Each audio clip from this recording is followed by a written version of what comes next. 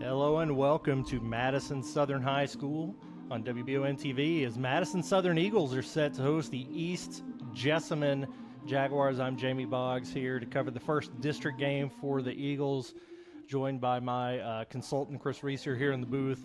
Just put together some stats for the game to get us going. This is a big game for the Eagles in that they've won 2 in a row, and this is kind of set the tone for the rest of the year. Getting into district play, you're coming in at 2-4, and they have started to get healthy. They're looking to start out district play undefeated, which is what they did last season after a rough start. Again, Madison Southern coming in at 2-4 with a 2-0 winning streak, coming after wins at Tate's Creek and Henry Clay in Mercer County. Last week, the Mercer County game, I think you can still find that feed over on the WBON Facebook page. Last second touchdown, 8 seconds to go. A Gabe Beard to Taven Raider touchdown pass to get that win 15-12. So coming from behind to win that ball game after a 30-0 tromp of Henry Clay. So building some confidence there. East Jessamine, on the other hand, coming in with a record of 3-3, coming off a win last week, a narrow victory over Russell County, 30-28. So have a little bit better record than the Eagles, but they share 0 common opponents. So really tough to measure up which team may have the advantage here. Madison Southern did win last year's matchup with in the first district game. That was also their first win last season. They played up at East Jessamine, and the final score that was 36-6. So Madison Southern with a decisive victory over East Jessamine last season, but both teams with a lot of new blood, a lot of new starters on both sides of the ball, leaders in all categories really on both sides of the team. So this will be a very different matchup this season, but a very important matchup for both. It is a pink out game here, so as we're sliding back and forth on the camera there, you're going to see all of the pink shirts and jerseys and undershirts and supporting breast cancer awareness. And we're going to take a 3-minute break for the national anthem. We'll be back for more pregame here on WBON TV. I'm Michelle. And I'm Jennifer, and in the spring of 1992, Bishop Small Engine Repair was born in our mom and dad's barn in Estill County. Then in the fall of 1992, we made the move to Madison County, where we are today. With the support of our family, customers, and community, we have continued to grow in the outdoor power industry. With a full line of products from Cupcadet, Grasshopper, Echo, and Shindawa, we can help you tackle your yard so you can enjoy it with your family. Bishop Small Engine Repair, where our focus is our customer. Stop on in, 119 North Estill Avenue in Richmond. We can't wait to see ya. Whether you're looking for dependability in the game or on the road, Madison County is where you'll find it. Jack Burford Chevrolet in Richmond has the trucks you can depend on and a winning tradition just like our great local sports teams.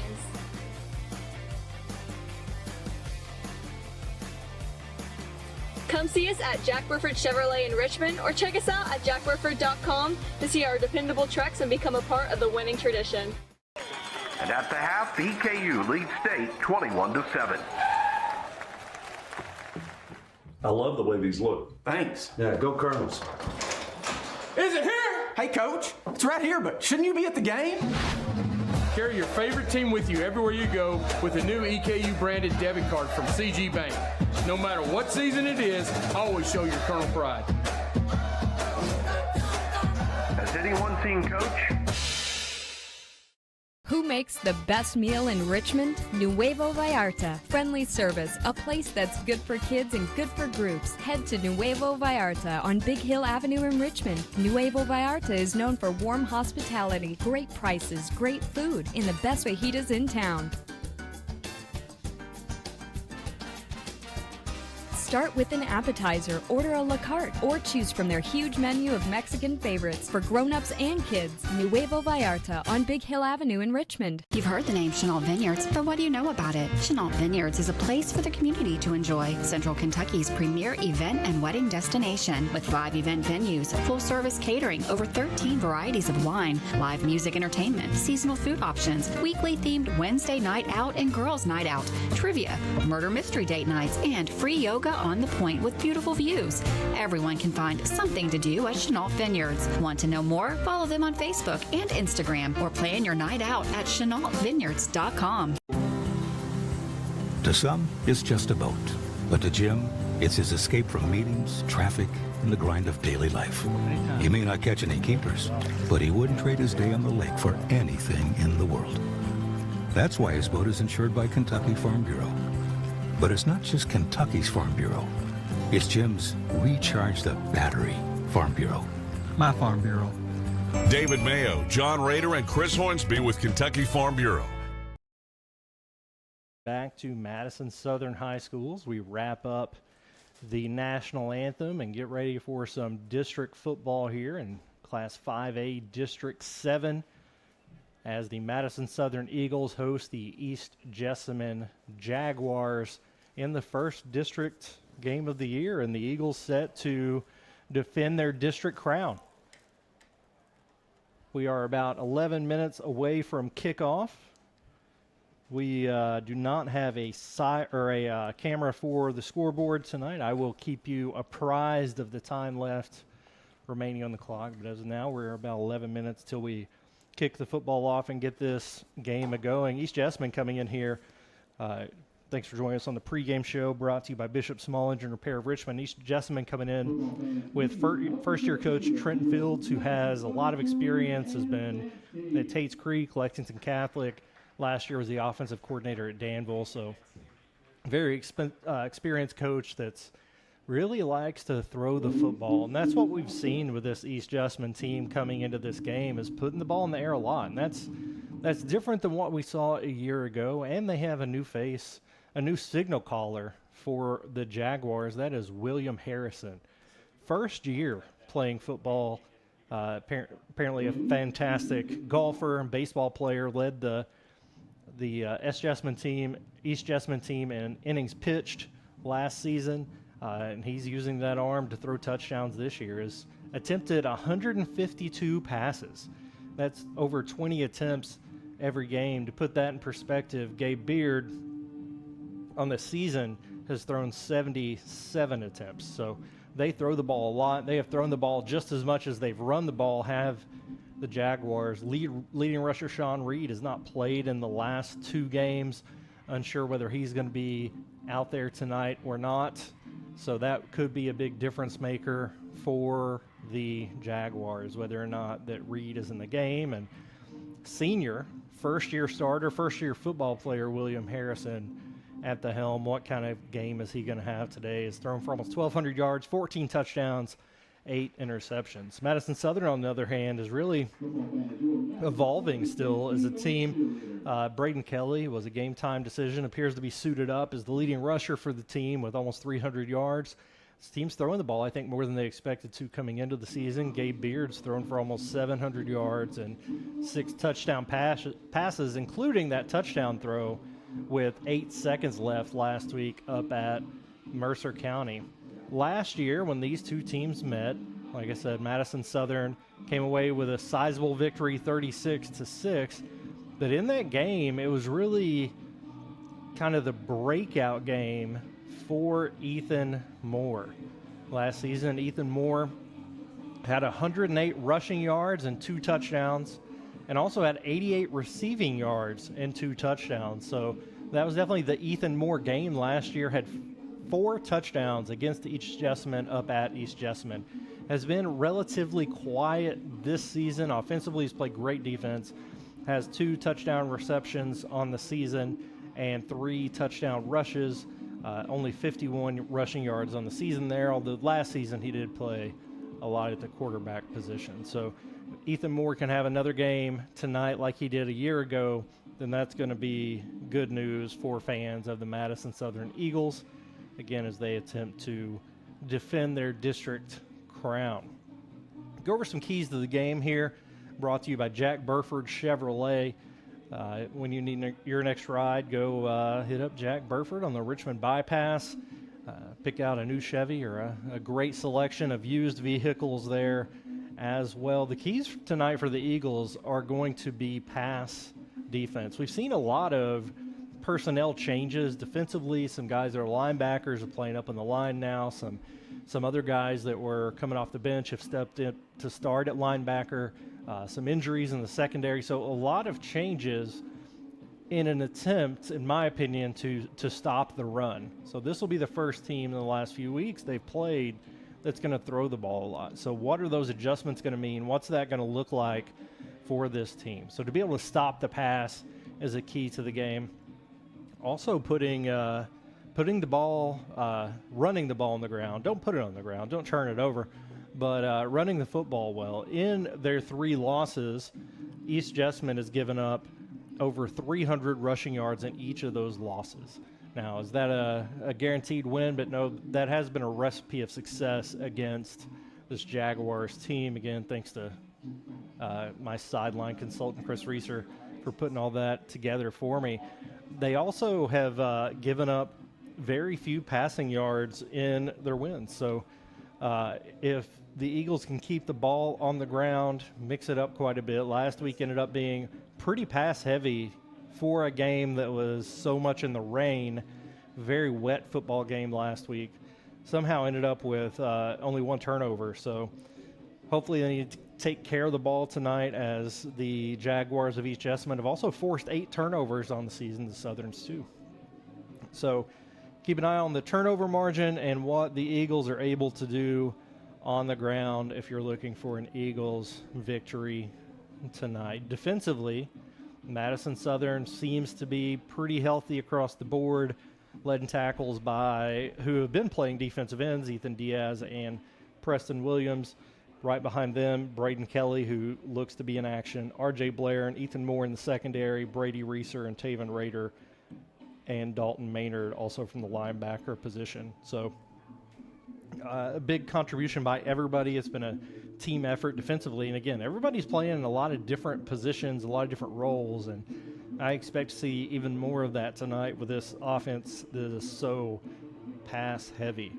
And the Jaguars have really 3 or 4 guys that do a lot of the damage on their defensive side. Bates Davenport, Preston Hibbard, and Zach Naylor, as well as Derek Morton, one of the only returning contributors from last year's team, in addition to running back Sean Reed. Otherwise, new faces on both sides of the ball for this Jaguars team. Madison Southern defensively last year, primarily led by the same guys, Ethan Moore, Preston Williams, and Ethan Diaz were all up there, of course, missing Stephen Whitehead and a handful of others, but a lot of returning, at least leaders in tackles from that last game. About 4 minutes to kick off here, trying to wait to go to break after the Eagles make their way out of the tunnels. They try to pick up their 3rd consecutive victory and their 1st district win of the season, and that would push them to 3-4. Like I said, last season the Eagles started out pretty slow, rough start to the year, lost the first 2 handily before beating Madison Central and then beating Henry Clay, and then their 3rd win of the season last year was against East Jessamine. So they're looking to make that happen again. The captains are coming out to do the coin toss.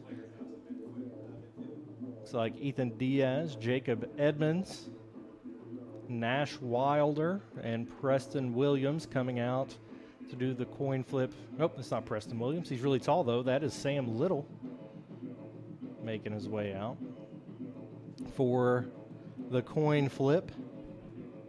It's a beautiful night here in Berea. I mentioned it earlier. As you can see, A lot of pink out there on the football field. Little League cheerleaders joining the Madison Southern cheerleaders out there, all in pink for the Pink Out game to increase awareness of breast cancer and to raise some funds for that. We had the Mad Pink volleyball game here a couple weeks ago on WBON where Southern and Central played.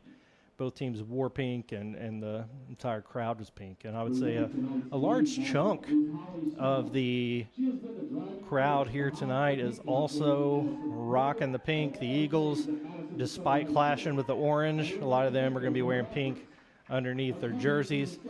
The Eagles wearing all navy, and the visiting Jaguars with the white jerseys and blue pants.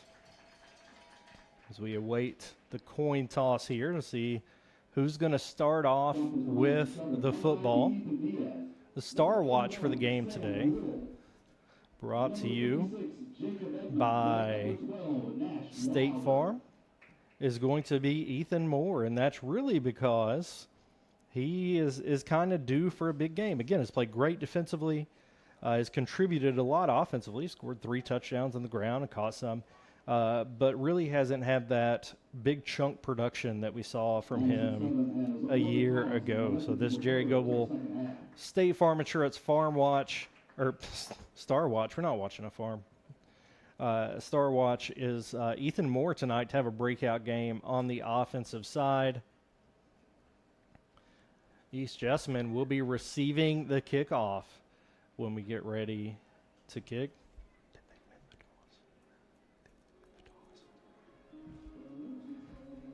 As we prepare for the Eagles to come out of the tunnel carrying the American flag, a pink flag, and a sledgehammer. Just like our forefathers predicted. And turn the lights out. These fantastic LEDs they have here at in the Eagles Nest. Beautiful backdrop of the mountains we always have.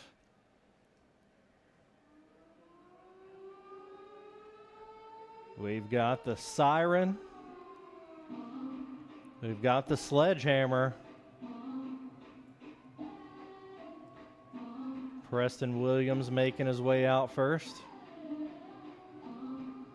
Preston could do a lot of damage without the sledgehammer. We'll see how he does defensively with it.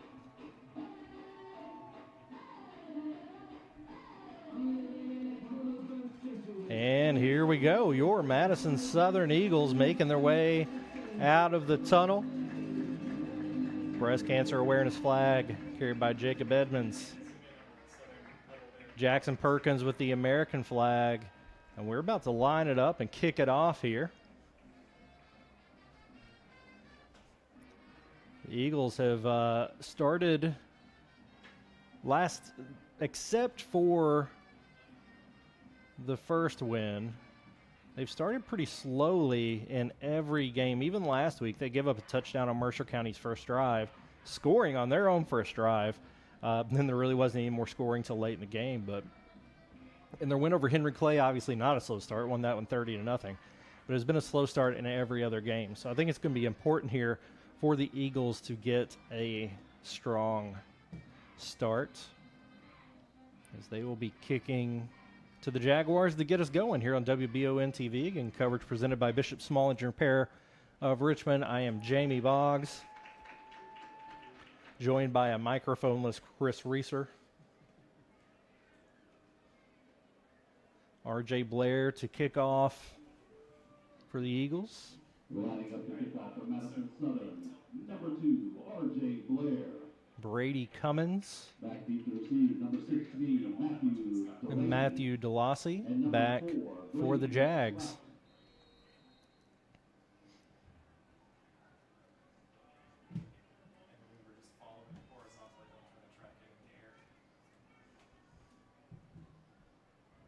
And here we are, Friday Night Lights kicking it at you. DeLossie running back to catch it. Catches it at the 1. He's going to be bringing it out. Could have let that one go in the end zone. He's going to be hit pretty immediately and brought down there.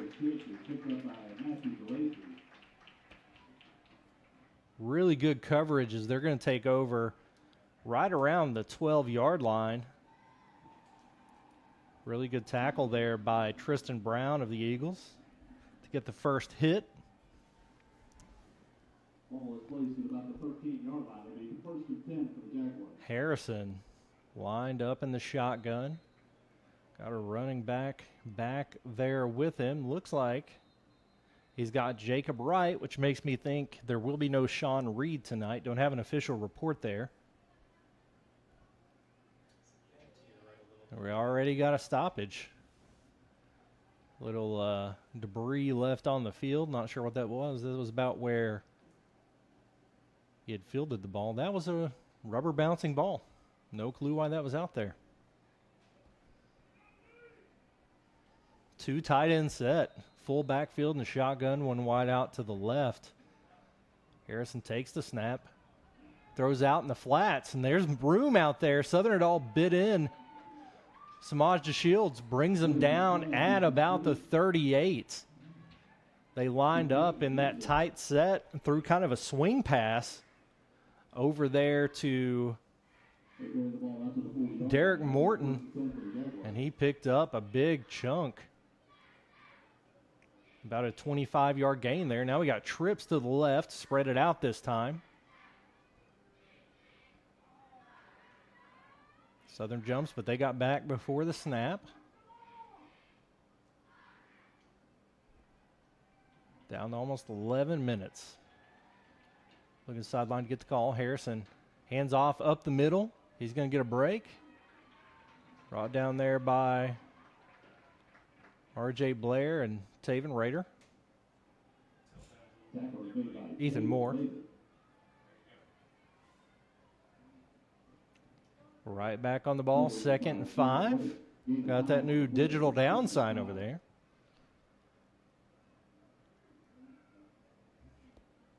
Doubles each way for Harrison this time. Throws it out in the flats again. He gets a step, but only gets a couple yards this time before being brought down over there. Preston Williams and a host of others. R.J. Blair and maybe Jackson Perkins in on that. 3rd and 2.5 here. See if they choose to keep it on the ground. Jacob Wright still in the backfield with Harrison. 3 plays so far. We've seen 2 short passes and 1 run up the middle. Southern looking to get a big stop here. They hand it off. He's going to try to get around the right side, and he can't. He is met by both Taven Rader and Preston Williams for a loss. Great defensive stop there by Southern after giving up a big play on that first play of the series. Punt team in here for the Jaguars, and to kick is Bogar Franco Reyes. Braden Kelly back to receive for Eagles. Franco Reyes serves as the kicker for this team as well. It's going to bounce, and they're going to let it roll, downing it around the 34-yard line, and the Eagles are going to take over there on offense. Franco Reyes kicked a lot of extra points, also 4 for 4 from field goal range this season. Ball is spotted at the 34-yard line. First and 10 for the Eagles. And Gabe Beard leads his team back out on the field. Braden Kelly joins him in the backfield. Sam Little and Dalton Maynard at tight end. Bryant Brock and R.J. Blair at receiver. Nope, that's Ethan Moore. Ethan's going to take the handoff around the left end. Jet sweep, cuts it back to the middle. He's got a lane, cuts it back across the field, and breaks another tackle. He's at the 50, tries to cut back again. Stiff arm, great block downfield by Gabe Beard as he gets to the other 40-yard line. 27-yard rush by Ethan Moore there. Gabe Beard downfield throwing a block. Love to see it. Ethan Moore starting out how he left off against the Jaguars a season ago. Now R.J. Blair split out alongside opposite side of Bryant Brock. Beard hands off to Braden Kelly up the middle. He's going to get a chunk, maybe gets 3 yards before being brought down by a host of Jaguars. He's brought down by Bogar Franco Reyes. bring up second. They gave him a good spot there. Bring up about 2nd and 6.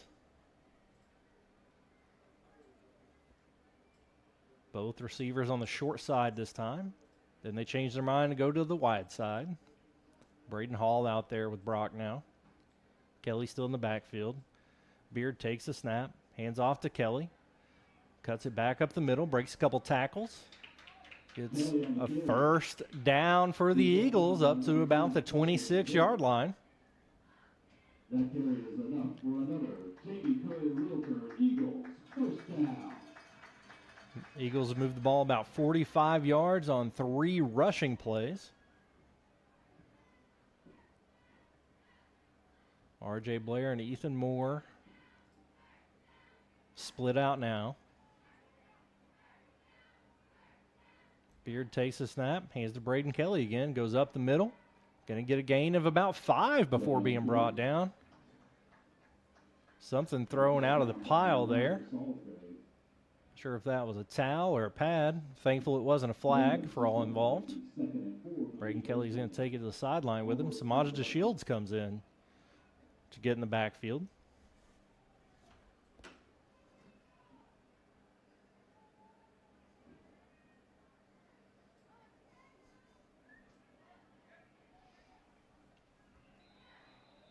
We're going to say Madison Southern jumped offside, so that's going to negate that first rush. It's going to bring up 2nd and about 8 for the Eagles. I'm not sure who that was. 25 and a half. 2nd and 9 for the Eagles. 2nd and 9. DeShields still in the backfield. 2 tight ends, 1 split out each way. Beard takes a snap. DeShields trying to get around the left end. He's going to lose about 5. Hit in the backfield by Bates Davenport. Leading tackler for this Jaguars team. Now we're looking at 3rd and long from the 30-yard line. 3rd and about 13.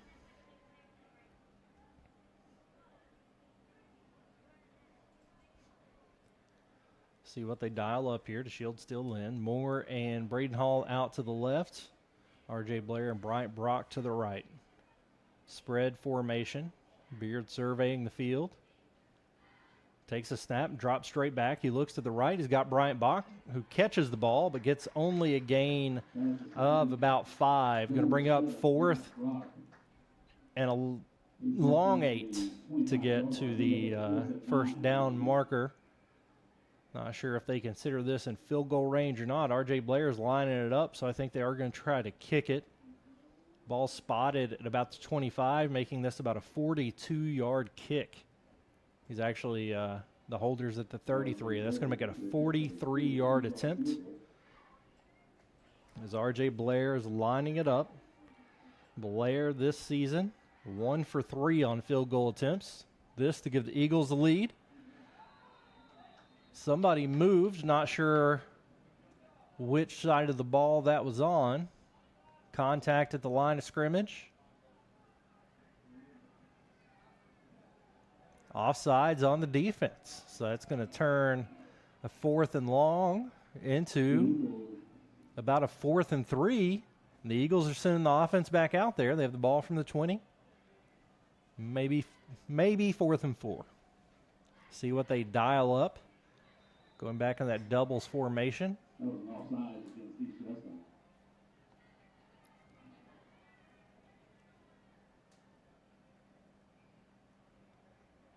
Beard takes a snap, drops straight back, throws a short pass. Did they say he caught it? Waiting for an official ruling.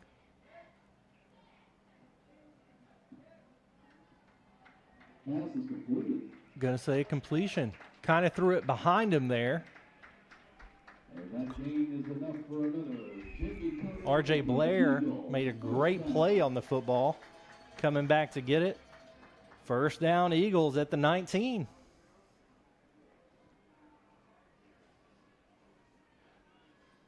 Beard 2 for 2 through the air. See if they keep going to him here. keeping it short. He's going to hand off to Braden Kelly, who gets a seam up the middle. Got one more tackle to break, and he gets past him. Loses the ball as he goes down. It's recovered by East Jessamine in the end zone. Are they going to say he's down, or is that a turnover?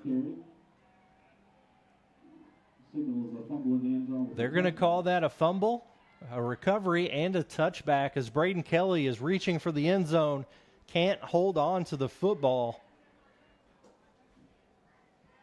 The officials are discussing it. That was a very close decision to be made. They're sticking with their call. 1st and 10 Jaguars after a really impressive drive by this Eagles offense.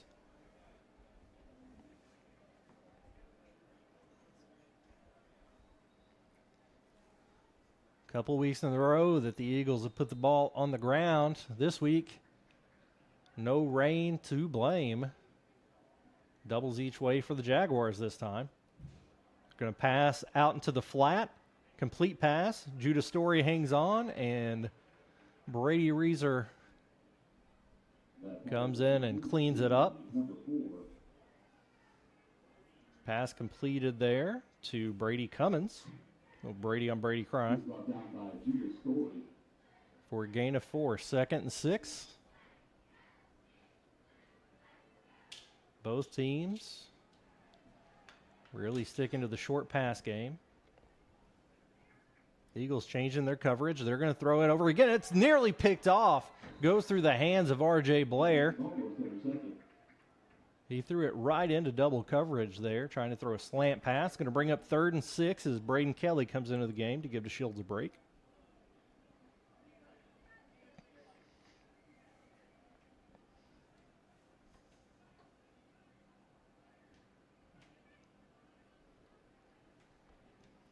Third and 6, trips to the right. Flag on the play. Going to call offsides in the defense to make it 3rd and short for the Jaguars. 3rd and maybe a half a yard. Let's move the sticks. As the guys with the sticks looked a little confused over there. The ball was spotted at the 20, and it's sitting on the 30. I realized that we really liked guys holding sticks, but scientifically that's 10 yards. We'll see if the officials agree.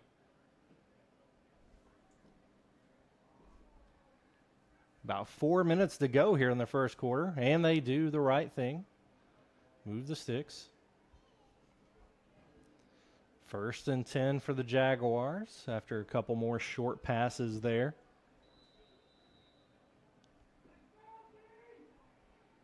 That offsides by Southern gave them run this time by Wright, trying to get around the right end, potentially losing a lot. He's brought down, he's hit by Braden Hall and finished up by Braden Kelly for a loss of about 10 yards. Don't need sticks to measure that one either. It's going to be 2nd and 20 for the Jaguars. Wright really trying to get to the edge there. Loss of 10 on the play. Brings up a 2nd and 20 for the Jaguars. Dangerous position here, very much a passing down, but the Eagles know that as well. Nearly had a pick earlier. Trips to the left for the Jags, sent right out in motion, got 4 out there. Screen pass to the right side. Braden Hall gets a wrap up, and every other Eagle piles on. Maybe a gain of 5 yards, but that's going to be about it, bringing up 3rd and 15. That was a really well set up screen. The blockers were out there, but kudos to the defense for flying to the football. Maynard and Edmonds making their way out on the field, giving Preston Williams and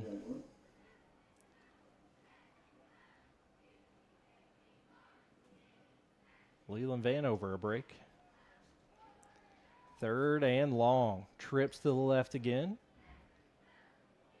Harrison in the shotgun. One split out to the right. Braden Hall's matched up one-on-one with him.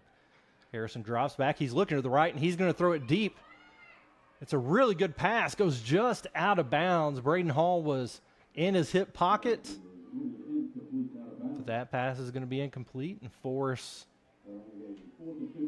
the Jaguars back into a punting situation.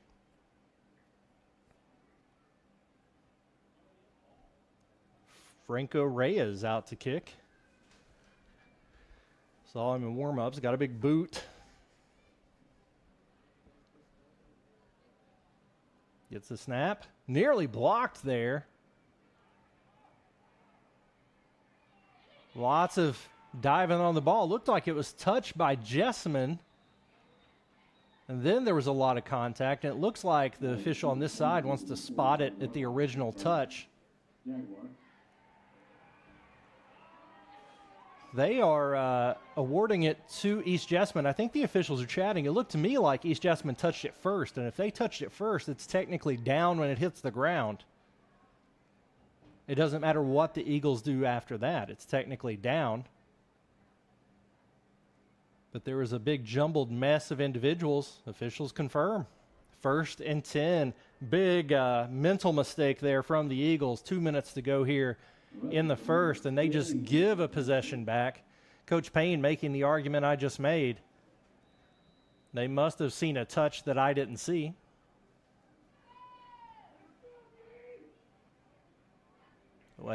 East Jessamine looking to the sideline for the play. 1st and 10 at the Eagles' 39-yard line. Harrison takes a snap and drops straight back. He's looking to do something deep with it. He throws it up in the air. It's going to go way out of bounds as he's hit, thankfully. Preston Williams pulled up a little and didn't drive him to the ground. Going to bring up 2nd and 10. Good decision there by Harrison to throw the ball away. Again, first year as a football player. He's played a lot of baseball. A lot of pass attempts here.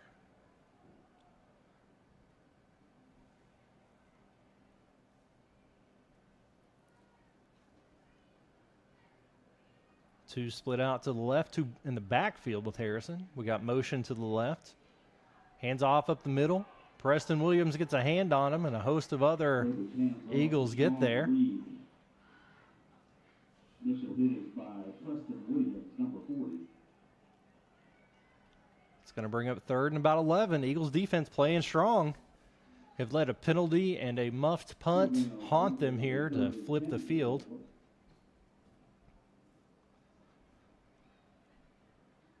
Brady Cummins and Derek Morton split out to the left. Brady Cummins leads the team in scoring, has 6 receiving touchdowns on the season. And Morton leads the team in yards. So Harrison's going to look their direction as he drops back. Nothing going, so he's going to run it. Ends up sliding after a gain of 5. Going to bring up 4th and 6.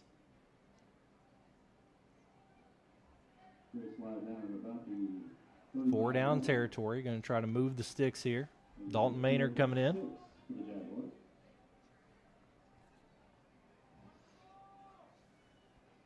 Jackson Perkins comes off holding his shoulder. Hopefully he'll move it around and be all right. Jaguars looking to change the play. See what the coach is calling from the sideline.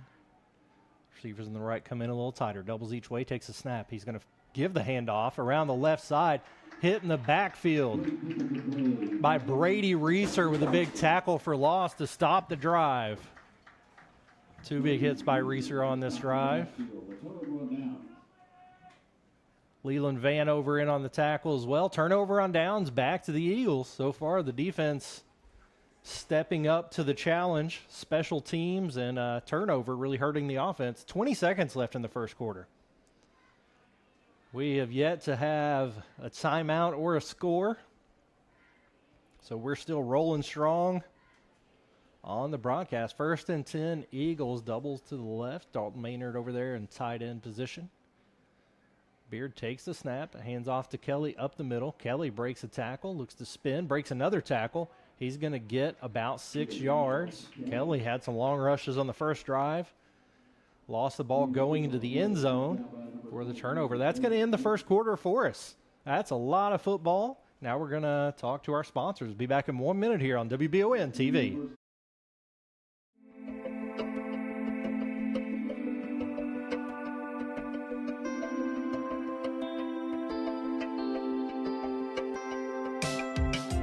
Granite, marble, and quartz for any surface.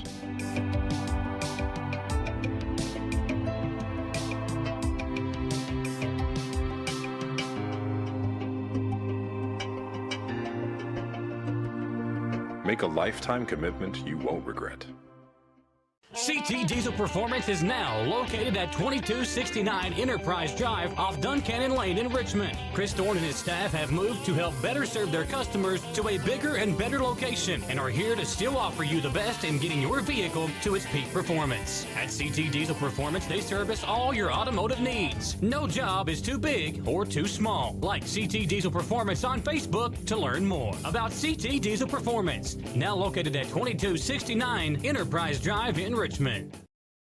And we're back to start the second quarter here at Madison Southern on WBON TV. Coverage presented by Bishop Small Engine Repair of Richmond. The Eagles 2nd and 4 from their own 45. Really back and forth first quarter. The Eagles drove down and able to get in the end zone with a turnover. Muffed a punt to give the Jaguars of East Jessamine extended drive. The Eagles looking to convert here. Beard hands off. Braden Kelly spin move. He's going to take a loss of 2 on this one. It's going to give us 3rd and 6 for the Eagles. They drove down, got a 4th down conversion on their last drive. A couple really big plays, big rush by Ethan Moore.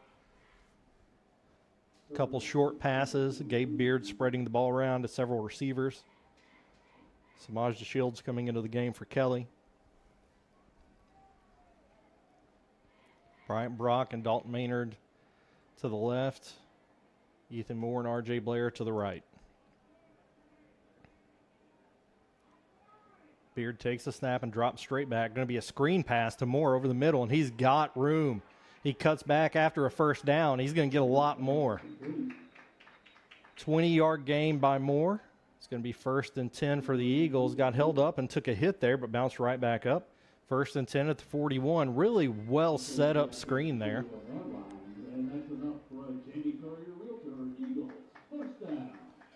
Braden Hall coming back in for Taven Rader.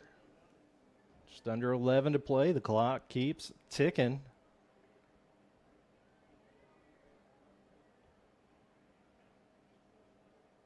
DeShields in the backfield with Beard. Beard, low snap, hands off to DeShields up the middle. He's going to get a gain of 4.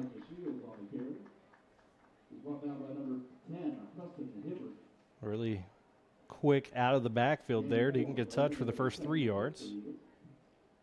He's going to take a break this play. Send in Preston Williams in the backfield.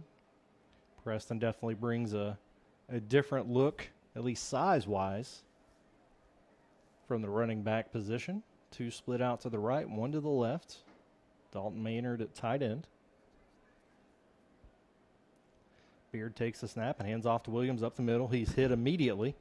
Keeps driving his feet, maybe gets a half a yard. It's going to bring up 3rd and 5 for the Eagles.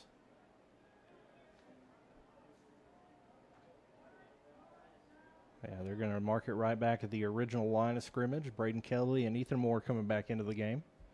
9.5 minutes left in this district matchup between the Madison Southern Eagles and East Jessamine Jaguars.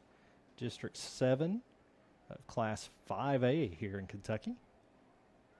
Trips to the right. Don't see that a lot out of the Eagles. Braden Kelly in the backfield, 3rd and 6. Gabe Beard takes the snap. Oh, it's Ethan Moore in the backfield, actually. He takes the snap, and he's going to run for a 1st down. He's going to get up to the 30-yard line. 1st and 10 Eagles. And that's again enough for a Jamie Carter Realtor Eagles 1st down. Didn't even notice Moore lining up in the quarterback spot, but he did, and it paid off. He's done that. That's the first time he's done that tonight, but had a couple long rushes. Sam Little coming into the game.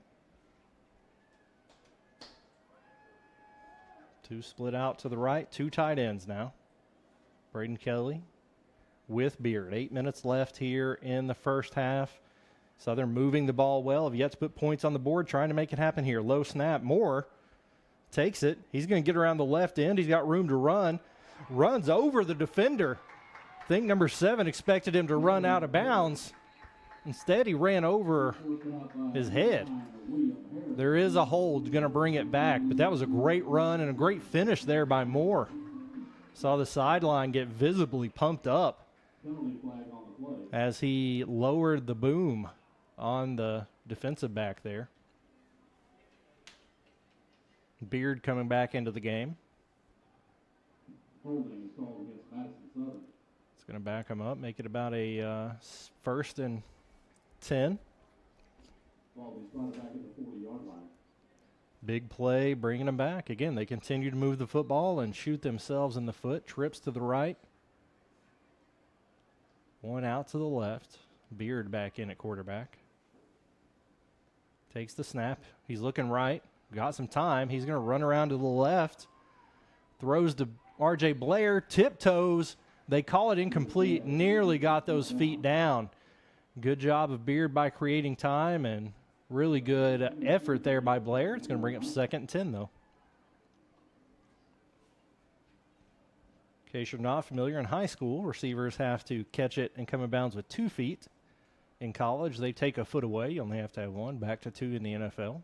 But high school, you have to have both feet or a knee in bounds before anything touches out of bounds. Doubles each way now.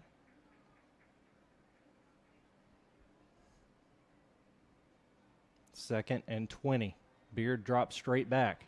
He's got plenty of time. He's throws it upfield to Braden Kelly, looking to make a move.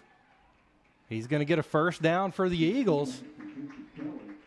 As Beard started to scramble, the defense came up and left Kelly all alone. 1st and 10 for the Eagles at the 16-yard line. Ball is spotted at the 16-yard line. And that's enough for an Eagles. Jamie Courier-Realtor, first down. Somebody's got to tell the guys with the sticks to move. And here we go. Beard still in at quarterback, doubles each way. Kelly still in the backfield. Eagles trying to put the first points on the board with 7 minutes left in the half. He looks to the right. He's got R.J. Blair in the flat. Makes a move, stiff arm. He's hit behind the line of scrimmage for a loss. No gain on the play. What I really like there is the mixed action they had on that side. You got R.J. Blair just kind of floating and a slant by the other receiver. Set you up for a pump fake a little bit later if they choose to take advantage of it.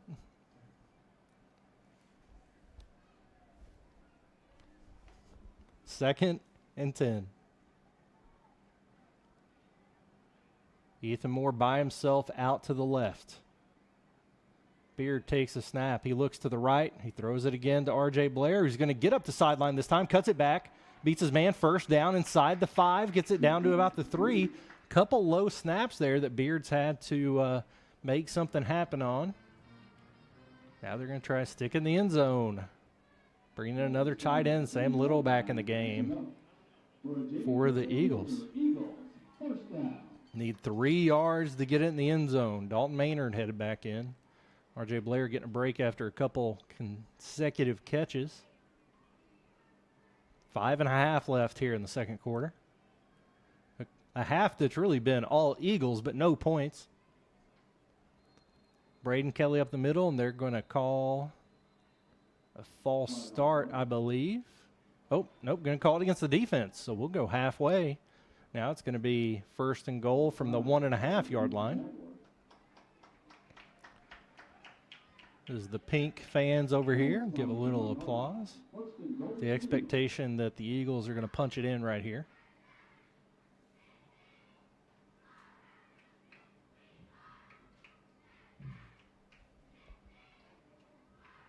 Clock still ticking, almost down to 5 minutes left here in the half.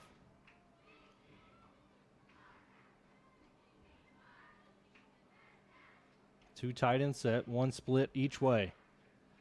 Hand off to Braden Kelly, who's going to punch it in. Touchdown, Eagles. He does not drop at that time. 6 on the board as the lights flash. Hey, guys, how about we stick to pink tonight, huh? 6-0 Eagles. R.J. Blair goes out to attempt the extra point. Touchdown rush there by Braden Kelly. Had a big reception and several rushes during that drive.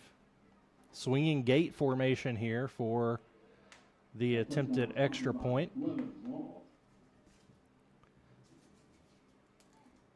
See what they draw up. The Eagles are going to shift into extra point position.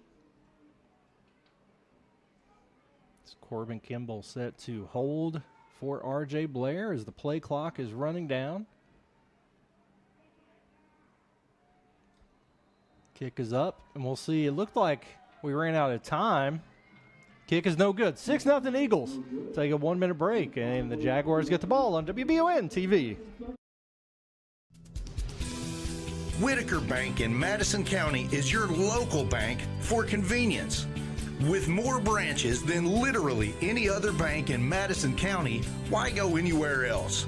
Whitaker Bank is known for their friendly customer service and easy access drive-thrus. Whitaker Bank, your home for local, friendly, family banking. Equal housing lender, member FDIC.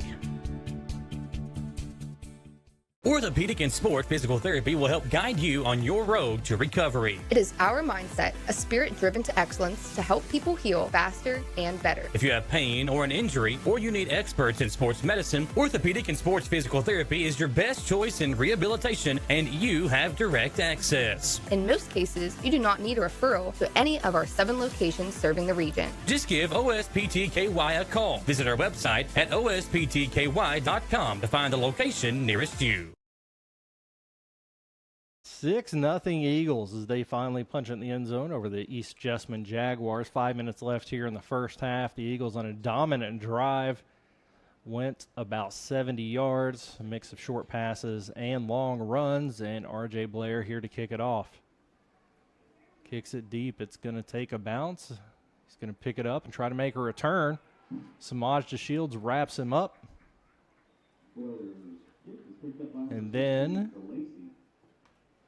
number 21 comes in and finishes that tackle off. Got his Corbin Kimball.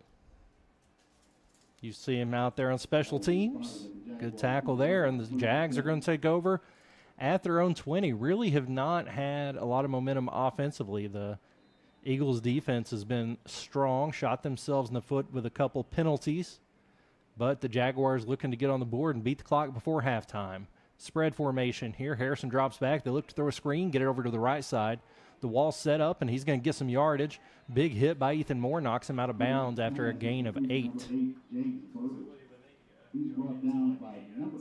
Reception there by James Burbage. 2nd and 2. Kept the clock running there.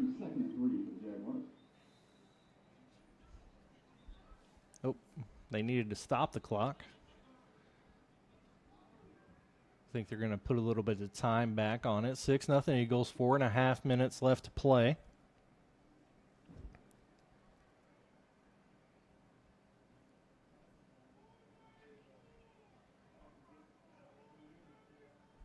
As we're having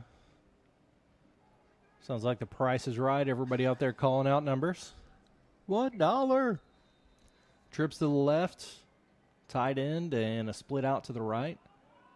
Eagles nearly jump off sides as the Jaguars look to the sideline to get the play. They got plenty of time here on the play clock. The game clock is not running. 6-0 Eagles, 4:34 left in the ball game. Harrison looks right, switches back left, completes the pass. Really good hands as Wright hangs on to that. Wright has had the most carries in the game, bobbled it, really did a good job hanging on to it. Got the ball at the 36, 1st and 10, moving the sticks. Expected East Jessamine to throw the ball a lot. Really haven't tried to throw it downfield, but a couple times.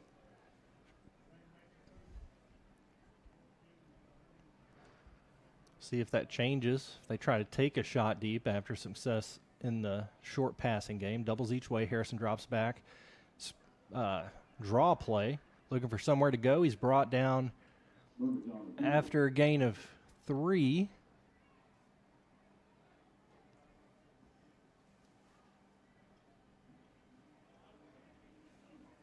Leland Vanover getting a break. Jackson Perkins, 2nd and 8. 3.5 minutes left. The clock is ticking on the Jags. So trying to get some points on the board and tie this game up. Maybe take the lead before we get to the half. Take the snap, fake the handoff, look to throw a screen, and they get it off. Good tackle there by Samaj DeShields for a gain of 1, 3rd and about 6. We're down to about 3 minutes left. The Eagles would love to have another chance at the end zone. I assume they're going to let this play go, and if they get to 4th down, the clock's running, they'll call a timeout to savor some time there. Trips to the right for the Jaguars. Harrison alone in the backfield. 2.5 minutes left. Harrison looking left. He's going to have to scramble. Sacked. Big sack lunch there by Ethan Diaz and a loss of 10. 2:20. Eagles have all their timeouts left. May want to save some time here. It's going to bring up a 4th and 15. Timeout called.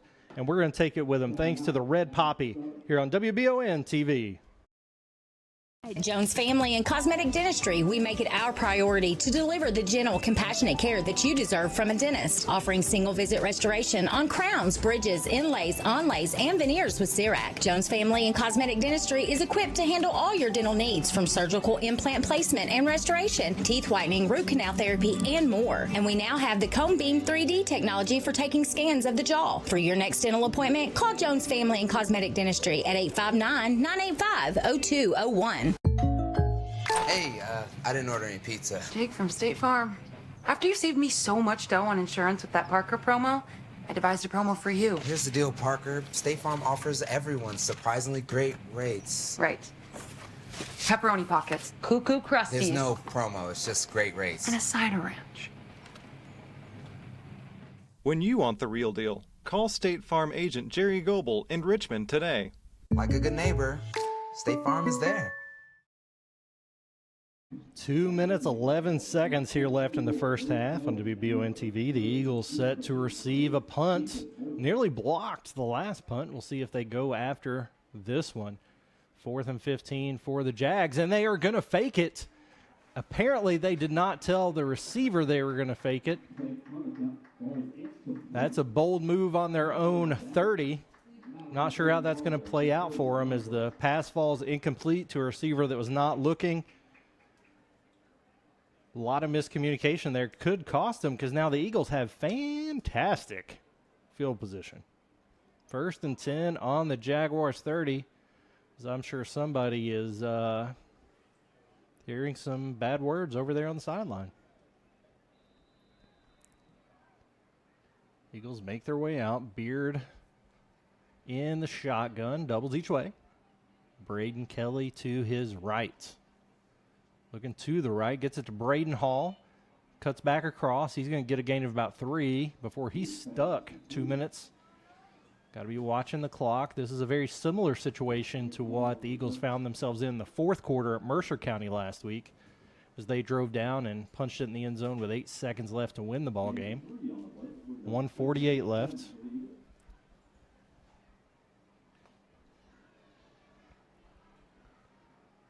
Second and 7. Clock still ticking. Eagles not showing a ton of urgency. 2 split out to the left, 2 to the right. Beard takes a snap, drops straight back. Going to be a screen again. Well defended there by the Jaguars. No gain as they were all over Moore when he caught that one. Another timeout for the Eagles. We'll take it with them again. Thanks to Red Poppy on WBON TV. Hey everyone, Jeremy here with the Red Poppy. We're not your typical small business. We're a full floral and gift boutique, plus serve coffee and refreshers, and we have several food options as well. Stop by our convenient drive-thru on your way to work or let us deliver. Like us on Facebook and join us live at 5 each Friday where we give away great gifts. So far this year, we've given away a trip to Vegas, a trip for 4 to Disney World, and lots more. Come see us anytime and take advantage of our full menu at the Red Poppy, 5006 Atwood Drive, Suite 1 in Richmond. Gillum Sports Lounge isn't just a place for good food and hospitality. It's about gathering with family and friends, satisfying those taste buds, and cheering on your favorite team. You can't go wrong with one of their delicious burgers, salads, pizzas, or one of their many appetizers. Order online or stop in and cool off with a bucket of cold ones or beer on tap at Gillum Sports Lounge, a staple in Richmond, Kentucky, inside the Richmond Mall. 3rd and 6 for the Eagles. Here, a minute and a half left in the first half on WBON TV. Gabe Beard takes the snap, drops straight back, looking to make something happen, throws it up over the middle to R.J. Blair. He goes up, nearly comes down with an incomplete pass. Went up, had 3 defenders on him, nearly comes down with it, but that's going to make it 4th and 6 at the 26. Looks like they're going to attempt a field goal here, sending in the field goal unit. R.J. Blair to attempt about a 44-yard field goal. A really strong distance here with a minute 14 left.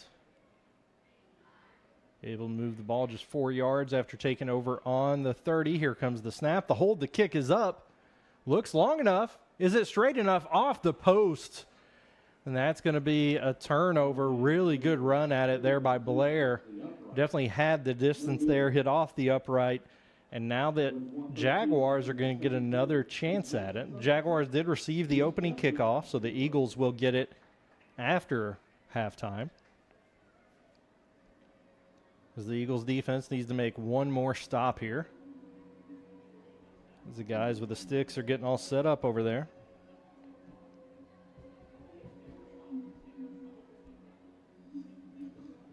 First and 10 at the 20. Man, they're giving me a lot of ammunition for that automated first down marker situation tonight, being out of position. It is a hard job. That's why we should let computers do it. Jaguars 2 to the left, running back in the backfield with Harrison. First and 10 on their own 20, got 80 yards to go in a minute 13. Harrison takes a snap. He is going to hand off. They're going to run up the middle. Wright breaks the tackle. He's going to get a gain of 5 before being brought down. No sign of the Jaguars calling timeout or rushing through things. The Eagles making some substitutions.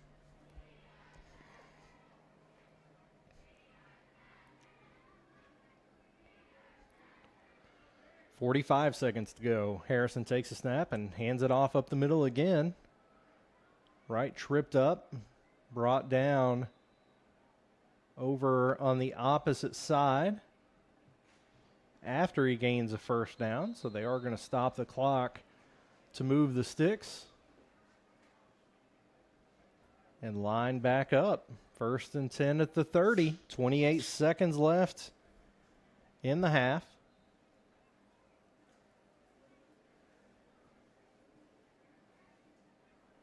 Asking for another second and a half.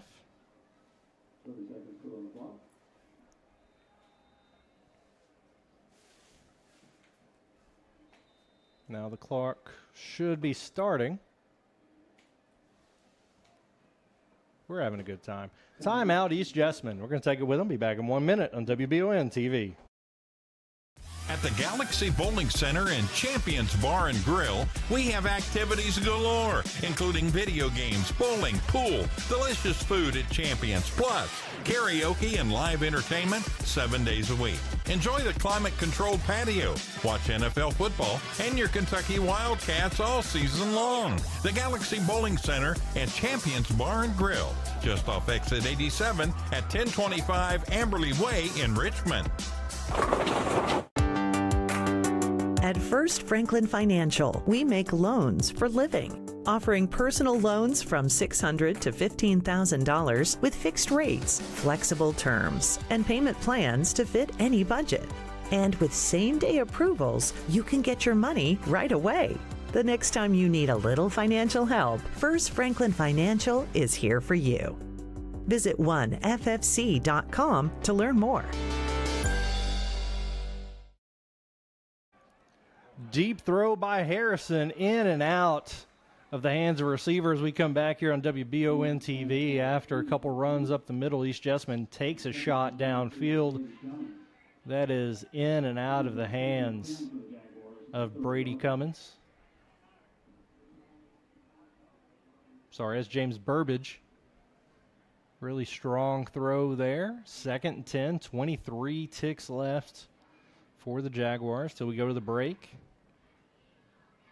Have not really moved the ball well all half against the Eagles. 2 to the left. Harrison rolls to his right, throws it up in the air. Throws the ball away. Really dangerous throw. A couple of Eagles in the vicinity. Going to bring up 3rd and 10. The clock stops again. 17 ticks left till halftime.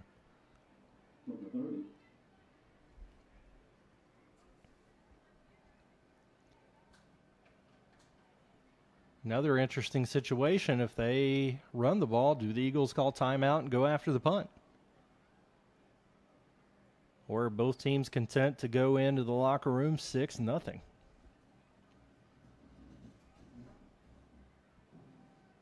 Two split each way. Harrison takes the snap. He's dropping straight back, and he's looking deep. He's going to have to scramble. He throws it with everything he's got. It's picked off by Ethan Moore at the 42, and he's going to try to make something happen. He's brought down, though, at the 49-yard line with 8 seconds left. Oh, no, that was Taven Rader. Great play. Was it? That 8 looks a lot like a 0. Pretty sure that was Ethan Moore. Somebody ironed that kid's jersey. 1st and 10 Eagles at the 44-yard line.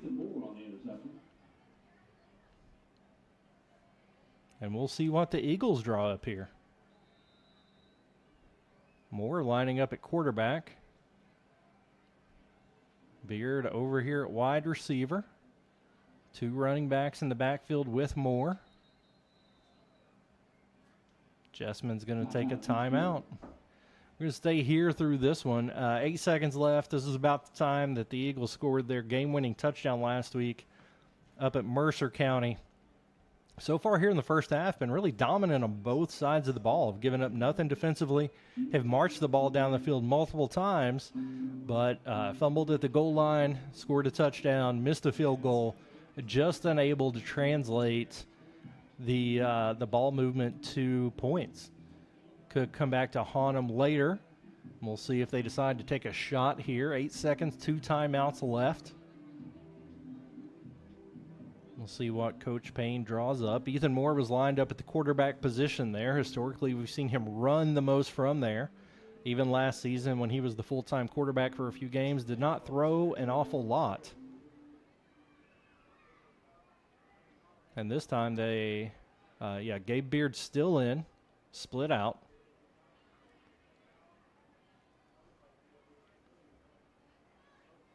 Two split out to the right. Kelly and Blair in the backfield with Moore.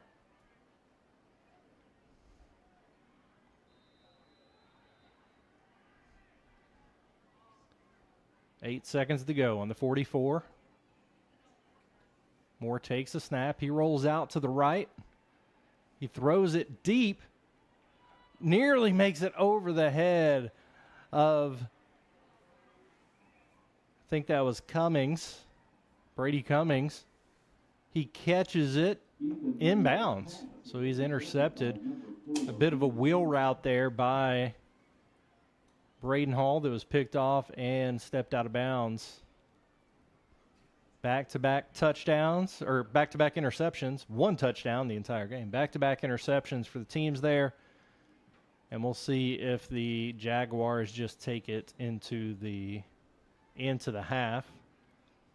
So here on the sideline, we have about 50 cheerleaders stacked on each other's shoulders for, I think, peak knock screen pass there by the Jaguars, and they're going to try to make something happen.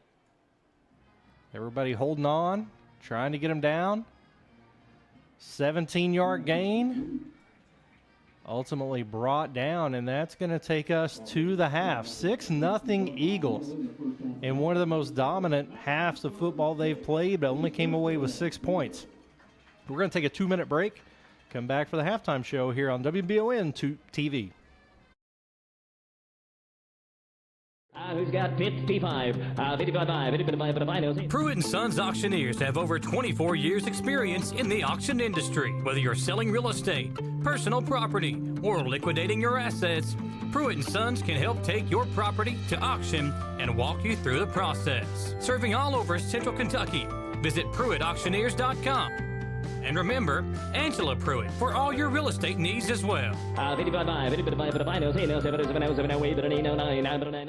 If you need a chiropractor but thought you couldn't afford it, the Joint Chiropractic in the Richmond Center has you covered. Your first visit only costs $29 and includes a consultation exam and your first adjustment. So what are you waiting for? The Joint Chiropractic is open nights and weekends for your convenience, and there's no appointment required, plus no insurance hassles or co-pays. So come see the friendly, talented staff at the Joint Chiropractic in the Richmond Center.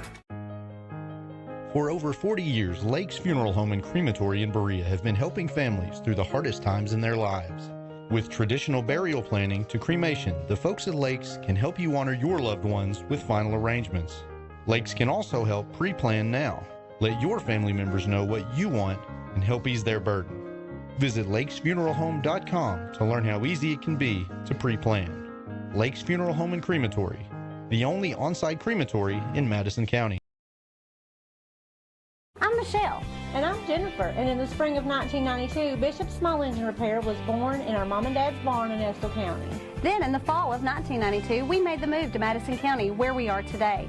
With the support of our family, customers, and community, we have continued to grow in the outdoor power industry. With a full line of products from Cupcadet, Grasshopper, Echo, and Shindawa, we can help you tackle your yard so you can enjoy it with your family. Bishop Small Engine Repair, where our focus is our customer. Stop on in, 119 North Estill Avenue in Richmond. We can't wait to see ya.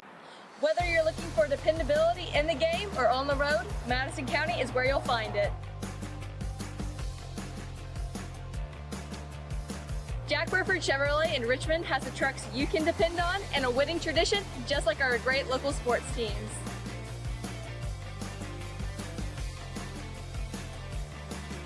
Come see us at Jack Burford Chevrolet in Richmond or check us out at jackburford.com to see our dependable trucks and become a part of the winning tradition. And at the half, EKU leads state 21-7. I love the way these look. Thanks. Yeah, go Colonels. Is it here? Hey, Coach. It's right here, but shouldn't you be at the game? Carry your favorite team with you everywhere you go with the new EKU branded debit card from CG Bank. No matter what season it is, always show your Colonel pride. Has anyone seen Coach? We are at halftime here on WBON TV. The Madison Southern Eagles lead the East Jessamine Jaguars 6-0 after a really quick first half. Took less than an hour out there. The teams really keeping the clock going. Only one score and a couple timeouts during the entire first half. The Eagles drove down the field several times, only ended up putting it in the end zone once. Playing really strong defense. The Jaguars unable to really put a dent in it. Halftime show is brought to you by CG Bank. Get the My CG Bank app or go to Citizens Guarantee. Take care of all your banking needs. A lot of short passes from both teams. Gabe Beard only threw one incomplete pass that entire first half. Big runs by Ethan Moore and Braden Kelly. Braden Kelly ended up being the one to punch it in the end zone for the Eagles. R.J. Blair nearly nailed a 44-yard field goal, hit up off of the upright, and then on the extra point of the touchdown, there was a timing issue and a snap issue. I don't even know that he got the kickoff. Regardless, it's 6-0 Eagles, unable to put more points on the board, but very dominant on both sides of the football. The Jaguars really throwing the ball a lot, but not having a lot of success moving the sticks. It is pink out night here at Madison Southern. We have some cheerleaders in pink dancing on the field right now. There's some other cheerleaders in a darker pink watching. Really hope we have some sort of dance-off here with the different pink colors. Not sure what the plans are. We're about 10 minutes away from coming back for the second half. The Eagles will be receiving the opening kick of the second half, so they will have an opportunity to put some points on the board. Like I said, drove down the field multiple times, just unable to punch it in. Want to take a couple minutes here. Really a smooth first half, not a lot of time for breaks. Want to call out some of our wonderful sponsors here for enabling us to come on each and every week and highlight these young athletes. Bishop Small Engine Repair, the game sponsor, pregame sponsor as well. CT Diesel will be sponsoring the player of the game a little later on. Big thanks to Berea Urgent Care, Citizens Guarantee Bank, Jack Burford Chevrolet, Jones Family Dentistry, Whitaker Bank, Kentucky Farm Bureau, Mayo, Raider and Hornsby, Amco Transmission, and Orthopedic Sports and Physical Therapy, who also sponsors our pregame injury report. The only injury report of note comes from East Jessamine, and that's their leading rusher who has missed the last 3 games now. Sean Reed continues to be out for the Jaguars. Braden Kelly was a game-time decision for the Eagles, but has played and has played well. Some really big runs. Did fumble reaching for the end zone on one drive. Also had a bigger reception. Scored the only touchdown of the game. Like I said, Gabe Beard only threw 1 incomplete pass the entire first half, and that was a deep pass into coverage on the next to last drive of the game. Ethan Moore took a snap at quarterback for the Eagles and did throw an interception on a Hail Mary attempt right before the half. So we'll see what adjustments the Eagles make. They put the ball in the air a little bit more, although they did have success on the ground and with several different screen plays. Halftime adjustments throughout the season for the Eagles has really been the name of the game. The defense playing well. I'm not sure what you want to change there, if anything. It'll just be responding to whatever changes. The Jaguars draw up. Like I said, they've been just throwing a ton of short passes. A lot of those have been complete. They just haven't been able to piece a few together in a row to get a drive going. Their opening play went for 25 yards, and that was the biggest gain of the half by a great margin for the Jaguars. Again, this is the first district game of District 7 in Class 5A. In this district are obviously Madison Southern, East Jessamine, as well as West Jessamine and Montgomery County. So the next few weeks will be district games for all of these teams. The Eagles are 2-4, looking to win their 3rd in the row, and East Jessamine is 3-3, looking to get back on the winning side of things. The second half will obviously tell the tale here. I want to give a big thanks to a few more sponsors before we head to another break.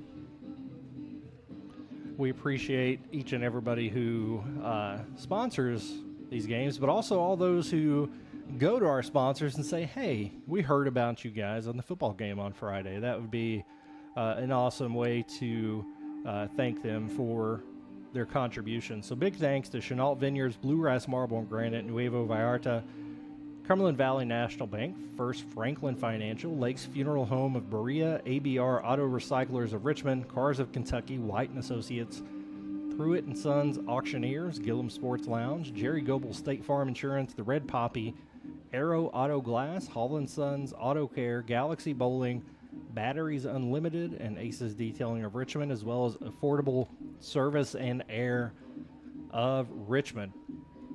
We also have Madison Central playing up the road tonight. We have coverage of that on WBON as well. Michael Watkins up there on the call. Obviously not as fun as we are down here, but that game is tied at the half, 14-14, as Central is playing Pulaski County. It looks like they are doing homecoming ceremonies over on that feed. But we have about 6 more minutes of halftime here, and we're going to take a 3-minute break and come back and break down more of the action right here on WBON TV. Who makes the best meal in Richmond? Nuevo Vallarta. Friendly service, a place that's good for kids and good for groups. Head to Nuevo Vallarta on Big Hill Avenue in Richmond. Nuevo Vallarta is known for warm hospitality, great prices, great food, and the best fajitas in town. Start with an appetizer, order a la carte, or choose from their huge menu of Mexican favorites for grown-ups and kids. Nuevo Vallarta on Big Hill Avenue in Richmond. You've heard the name Chenault Vineyards, but what do you know about it? Chenault Vineyards is a place for the community to enjoy. Central Kentucky's premier event and wedding destination with 5 event venues, full-service catering, over 13 varieties of wine, live music entertainment, seasonal food options, weekly themed Wednesday night out and girls night out, trivia, murder mystery date nights, and free yoga on the point with beautiful views. Everyone can find something to do at Chenault Vineyards. Want to know more? Follow them on Facebook and Instagram or plan your night out at chenaultvineyards.com. To some, it's just a boat. But to Jim, it's his escape from meetings, traffic, and the grind of daily life. He may not catch any keepers, but he wouldn't trade his day on the lake for anything in the world. That's why his boat is insured by Kentucky Farm Bureau. But it's not just Kentucky's Farm Bureau. It's Jim's Recharge the Battery Farm Bureau. My Farm Bureau. David Mayo, John Rader, and Chris Hornsby with Kentucky Farm Bureau.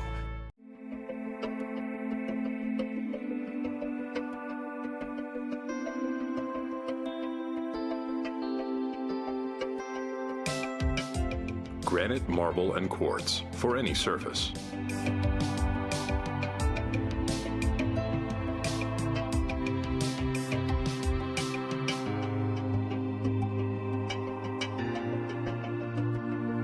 Make a lifetime commitment you won't regret.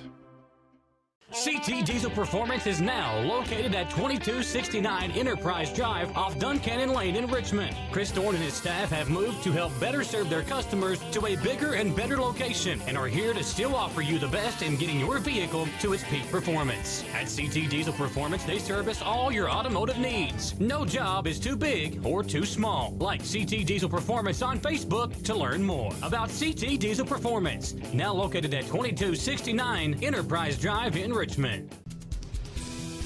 Whitaker Bank in Madison County is your local bank for convenience. With more branches than literally any other bank in Madison County, why go anywhere else? Whitaker Bank is known for their friendly customer service and easy access drive-thrus.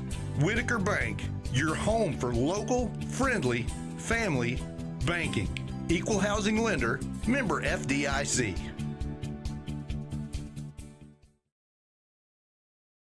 Welcome back to Madison Southern High School here on WBON TV at the CG Bank halftime show as the Eagles of Madison Southern lead the East Jessamine Jaguars 6-0 after 24 minutes of football.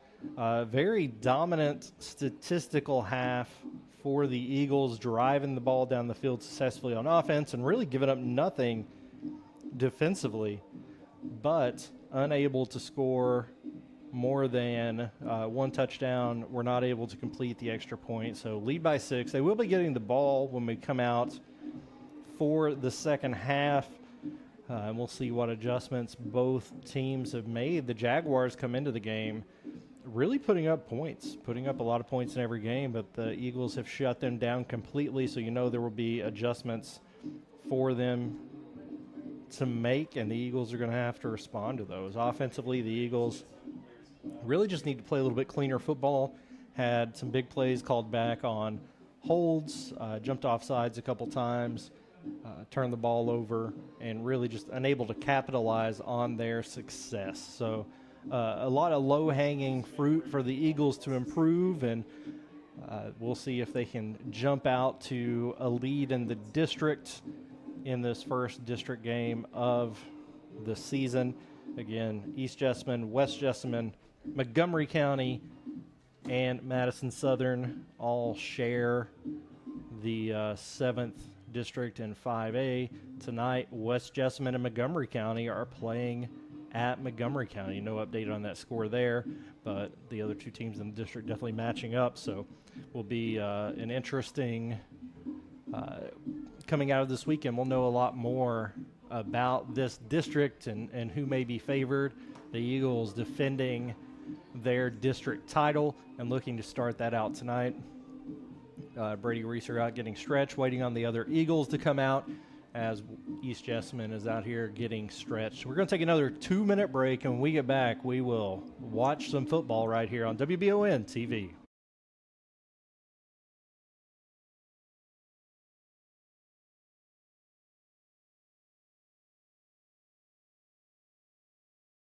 Orthopedic and Sport Physical Therapy will help guide you on your road to recovery. It is our mindset, a spirit driven to excellence to help people heal faster and better. If you have pain or an injury, or you need experts in sports medicine, Orthopedic and Sports Physical Therapy is your best choice in rehabilitation, and you have direct access. In most cases, you do not need a referral to any of our 7 locations serving the region. Just give OSPTKY a call. Visit our website at osptky.com to find the location nearest you. At Jones Family and Cosmetic Dentistry, we make it our priority to deliver the gentle, compassionate care that you deserve from a dentist. Offering single visit restoration on crowns, bridges, inlays, onlays, and veneers with CERAC. Jones Family and Cosmetic Dentistry is equipped to handle all your dental needs, from surgical implant placement and restoration, teeth whitening, root canal therapy, and more. And we now have the Cone Beam 3D technology for taking scans of the jaw. For your next dental appointment, call Jones Family and Cosmetic Dentistry at 859-985-0201.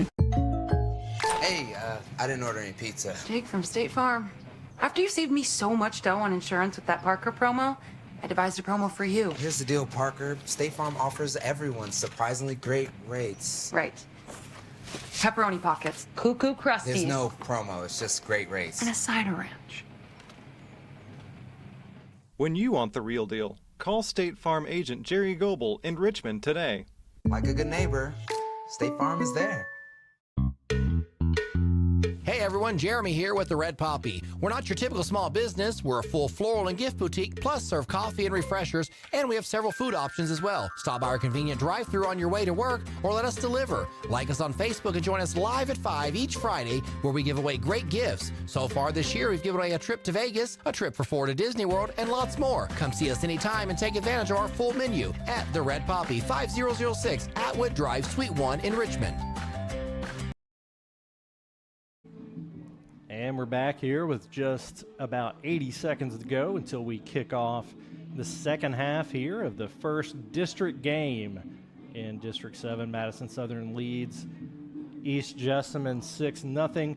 West Jessamine is playing at Montgomery County tonight. Madison Central hosting Pulaski County, and that one's all knotted up at 14 at the half. Looking ahead to other area sports, the soccer tournament is starting next week on Monday. The matchups currently are Madison Southern will be taking on Model, and Berea will be taking on Madison Central, and those first round matchups do take place on Monday. Currently looking to get the locations for those. That will be played at Madison Central, and the first game will be at 6 o'clock Central and Berea. And then right after will be Southern and Model. Actually the next night. Tuesday will be Southern and Model, and then Thursday will be the championship game. That is girls soccer. Boys soccer is on a similar schedule. The same matchups will take place. We'll see when those games actually take place, and then the volleyball tournament will start October 23rd, so something to keep an eye on there. The boys volleyball or boys soccer tournament is the exact same teams on opposite days. So Southern Berea on Monday, Central Model on Tuesday at the later time slot. So hopefully, if you want, you can see both of your, if you are cheering for one school, see both their teams play and go out and support them next week during fall break, during district tournament play. Again, volleyball has got 2 more weeks before they start their tournament. The football, I know the postseason doesn't start for a month, but district play may as well be the postseason as you're setting yourself up for a path in the playoffs, as the Eagles set up to receive the kickoff here in the second half, currently leading 6-0 over the Jaguars. East Jessamine set to kick off. Franco Reyes kicks it to the middle, And it is downed there at the 30 by Dalton Maynard. Last time he received a kickoff was up at Great Crossing and was the hardest hit I've seen all season. So he hit the deck there. Don't blame him. 1st and 10 Eagles at the 30.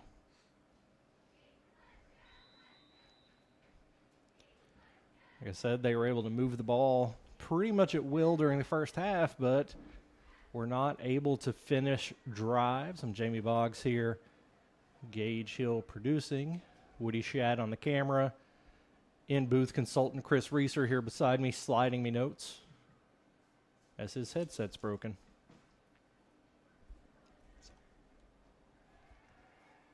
Throwing it deep, first play, Bryant Brock had a step on his man. Unable to catch up to it, just overthrown a bit. That's the farthest I have seen Gabe Beard throw a football. It was a pretty ball, just unable to come down with it. I like taking a shot there out of the gate downfield since they really haven't. They did at the end of the half when they had to, but mostly short passes. And Beard only threw one incompletion in the first half, starting the second half out that way. 2 split out to the left, Moore and Blair. 2 tight ends to the right. As Beard takes the snap and hands off to Braden Kelly. He's hit at the line. Maybe gets a gain of 1. Not much there. Going to bring up 3rd and long for the Eagles.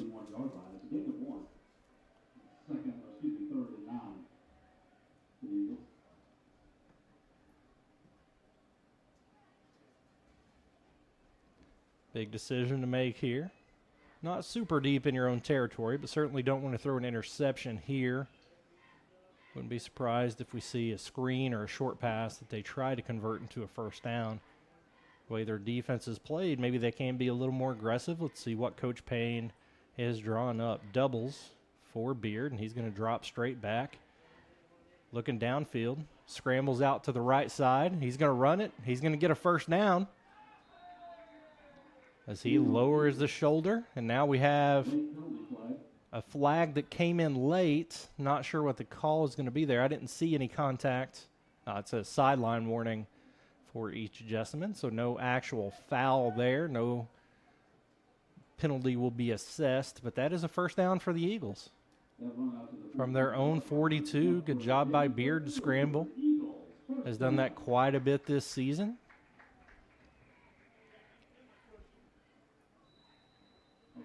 Converted on 3rd and long.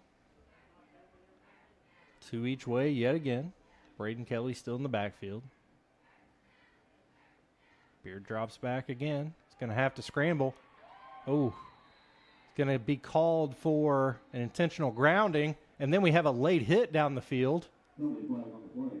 Not sure what happened over there, but a defender came in with a very late hit. That was after the play. The potential intentional grounding was during the play. He did throw it being tackled. There was a running back beside him in that area, but the intentional grounding rules are fairly vague on interpretation of who's in the area, where the tackle box ends. We'll see what they decide here. And then they have to, if they maintain this penalty, they'll have to apply the post down penalty of the personal foul on the defense. So they waived off the intentional grounding because the receiver was in the air. Personal foul is going to move for a first down here. Coach for East Jessamine wondering about the intentional grounding being waived off. Trent Fields, again in his first year as a head coach. First down Eagles. After it's all said and done, they are on the 43 of the Jaguars, moving the ball down the field. 2 back-to-back scrambles by Beard. This time he's got trips to the left, a lone receiver to the right. Takes a snap. He's looking left this time. He's got a lot of room to run, and he's going to do it. Stop just short, throws it over the top to Brock. as he's brought down after a gain of 12, first down. We got a flag on the other side of the field. Beard threw it right at the line of scrimmage. So not sure what they're going to call here. It was very close.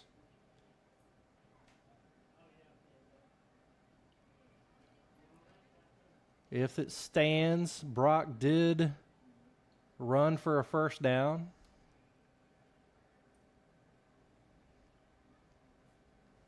The officials spending a lot of time here in this third quarter. Just a minute and a half in, 10.5 left in the first quarter, or the third quarter.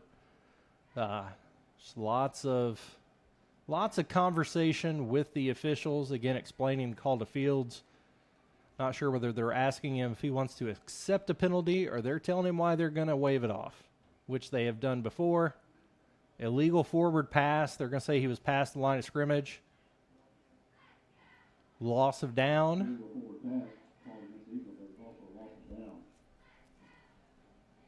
It's going to be, I think it's a 5-yard penalty.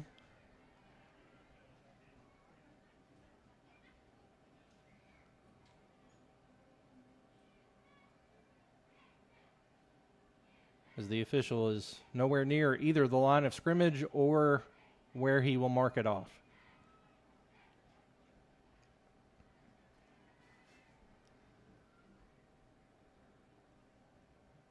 It's going to be second down wherever the ball is placed and whatever the distance is. The Eagles lead 6-0 with 10.5 minutes to go. See the defense over here stretching because we've been waiting on the officials for 4 minutes. If you need a timeout too, head over to Red Poppy.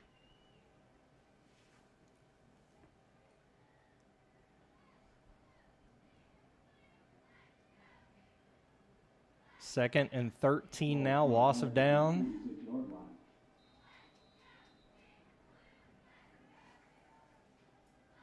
I think they got the 3 over there. It's second down.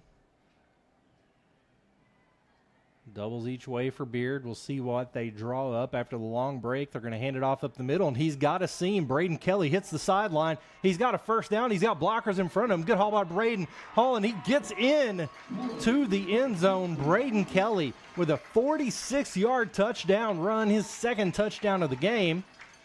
No flags on the play. It took the Eagles. They took advantage of the confusion to draw up a play that was going to get them in the end zone.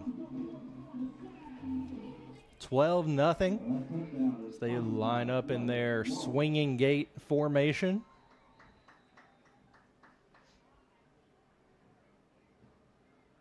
As they line up, we'll see what they've drawn up here. Up 12-0, they will shift into extra point formation. This time they do have enough time to line up the kick. We're running really short on time in their last attempt. 5 left on the play clock. Here comes the snap. Good. Hold. Good. Kick. Good. 13-0. We're going to take a 1-minute break and come back for more of the third quarter on WBON TV. Gillum Sports Lounge isn't just a place for good food and hospitality. It's about gathering with family and friends, satisfying those taste buds, and cheering on your favorite team. You can't go wrong with one of their delicious burgers, salads, pizzas, or one of their many appetizers. Order online or stop in and cool off with a bucket of cold ones or beer on tap. At Gillum Sports Lounge, a staple in Richmond, Kentucky, inside the Richmond Mall. At the Galaxy Bowling Center and Champions Bar and Grill, we have activities galore, including video games, bowling, pool, delicious food at Champions, plus karaoke and live entertainment 7 days a week. Enjoy the climate-controlled patio, watch NFL football, and your Kentucky Wildcats all season long. The Galaxy Bowling Center and Champions Bar and Grill, just off exit 87 at 1025 Amberley Way in Richmond.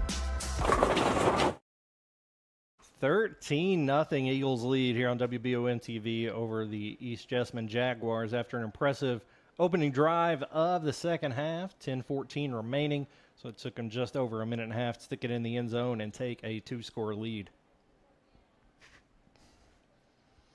R.J. Blair to kick it off, and he's going to kick it deep. will receive it at the 13. He's going to look to return it. Really good tackle there from behind.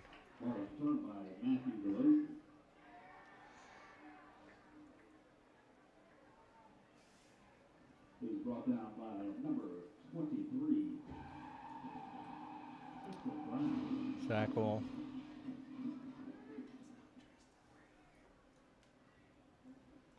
By Tristan Brown. Ball is spotted at the 22-yard line. Be first and 10 for the Jaguars. First and 10 at the 22-yard line for the Jaguars. Eagles defenses look strong. They're going to fake a handoff and throw it out into the flat again. Blocker in front of him. Missed tackle, and he's up the sideline. Knocked out of bounds by Ethan Moore. Reception there by Derek Morton, leading receiver on the team. And they're going to get a gain of 20 yards. He carries the ball after the Jaguars 41-yard line. Be first and 10. It's where they did find their success in the first half as the short passes. Up the middle this time, and he's going to break through the line. That's right down the sideline. R.J. Blair pulls him out of bounds. He's going to be flagged for throwing him down once they get out there.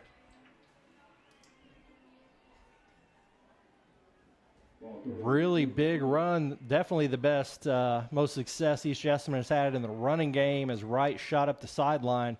It's going to be dragged out of bounds at about the 7, but that's going to be taken halfway closer as Blair pulled him down after he was already ruled out of bounds. Biggest hiccup we've seen from the defense. Now their backs are against the wall. Just under 10 minutes left here.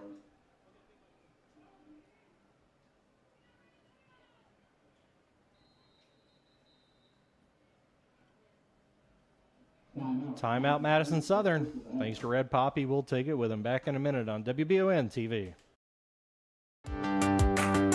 At First Franklin Financial, we make loans for living, offering personal loans from $600 to $15,000 with fixed rates, flexible terms, and payment plans to fit any budget. And with same-day approvals, you can get your money right away. The next time you need a little financial help, First Franklin Financial is here for you. Visit oneffc.com to learn more. Who's got 55? 55. Pruitt & Sons Auctioneers have over 24 years experience in the auction industry. Whether you're selling real estate, personal property, or liquidating your assets, Pruitt & Sons can help take your property to auction and walk you through the process. Serving all over Central Kentucky. Visit PruittAuctioneers.com. And remember, Angela Pruitt for all your real estate needs as well.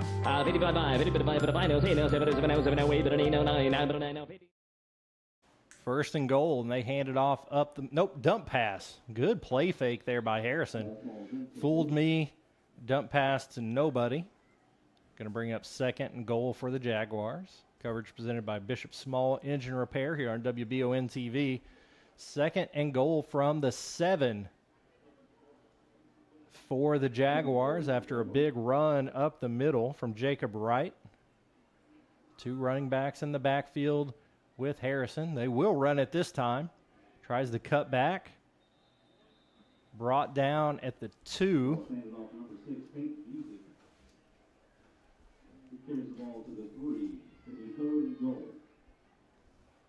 That rush was up the middle again. Did he get in the end zone? Right close to it. I think they're going to mark him short, and they do. It's going to bring up third and goal from the 1-inch line.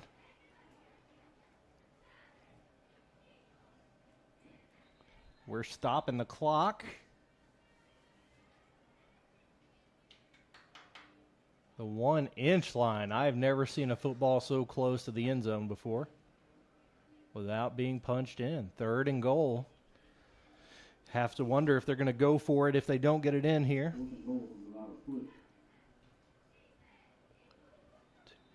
It is fourth and goal. That's my fault. Big thanks to Gage, the producer, who always loves to tell me when I'm wrong. Worked out really well. Fourth and goal from the 1-inch line, 2 running backs back in the backfield. And they're about to run out of time here. Don't think they're going to have time to snap it. There's no way they were all set, and they're going to get flagged. They make it into the end zone, but there was a flag before the play, and there's a flag during the play for what I think is probably a personal foul. So we'll see how all this shakes out as this third quarter continues to be a mess of a situation for the officials. Just under 9 minutes left here in the third quarter. Southern leads 13-0.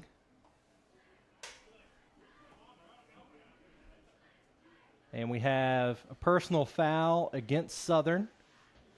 And we had illegal motion against East Jessamine. So we will replay the down.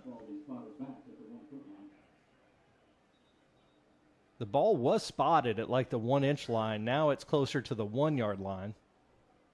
Not sure what kind of miscommunication they had there. So I think they may try to kick the field goal now. This looks like Harrison ran off the field. Could be wrong. That was a receiver that ran off the field. See what they draw up here. 4th and goal.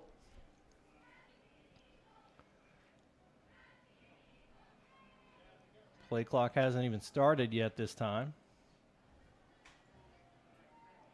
So they're explaining whatever happened here to Coach Payne.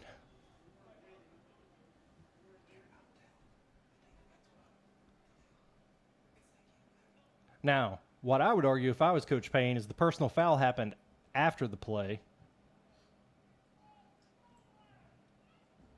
But I think you still find yourself in the same situation.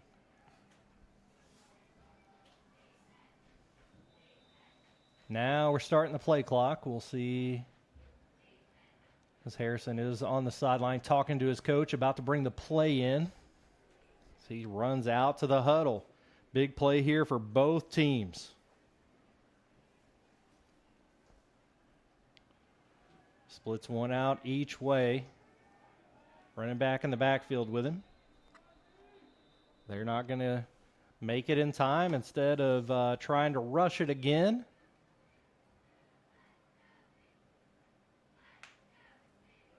Still some confusion here by the officials. I think they're saying they didn't put enough time on the play clock, so they're going to give them extra time perhaps.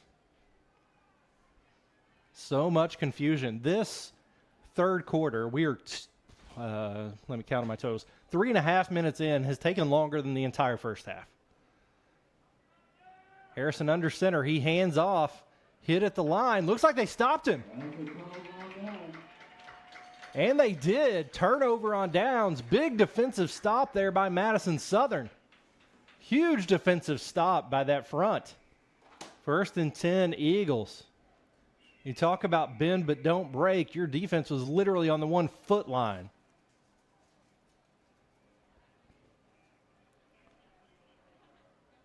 Hey, guys, grab the sticks. Let's go. 1st and 10 for the Eagles.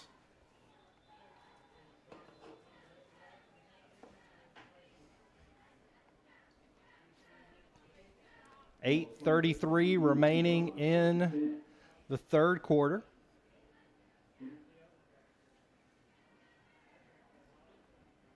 Eagles lead 13-0 after a very strong opening drive offensively and a huge goal line stop there. They're going to try to go 99 yards this time as it will be snapped deep into their end zone. As I assume we'll get a run up the middle. We'll see what they draw up here.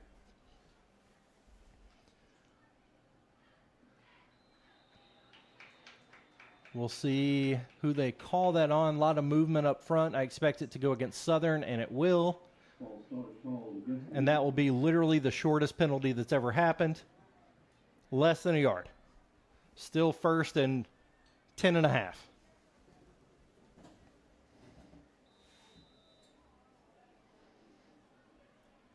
Two split to the right. Braden Kelly back there with Gabe Beard.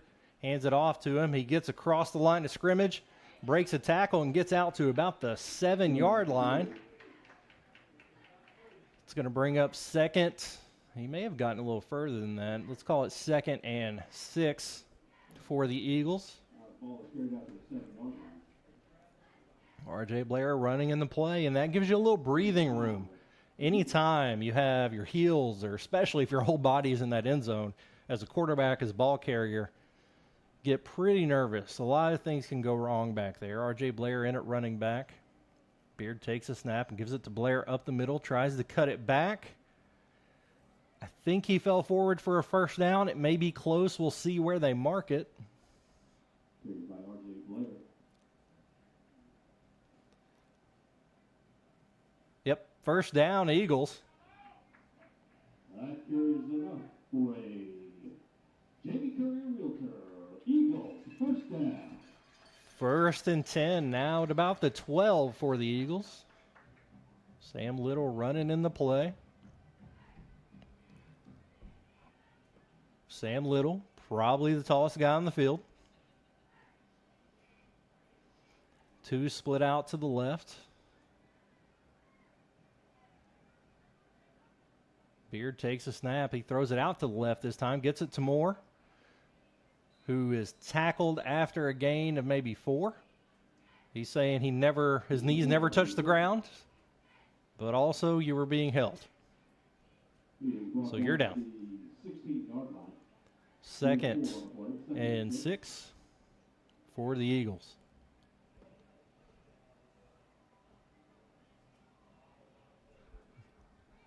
I don't have the live stats in front of me, but a good mix of run and pass for the Eagles tonight. So it feels like they're finally finding their rhythm offensively, mixing things up, and got a jet sweep, and Moore breaks up the middle, and he's up the sideline before being knocked out of bounds at the 34.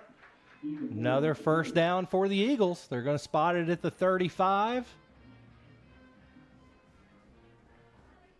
19-yard run for Moore on the jet sweep to the short side of the field.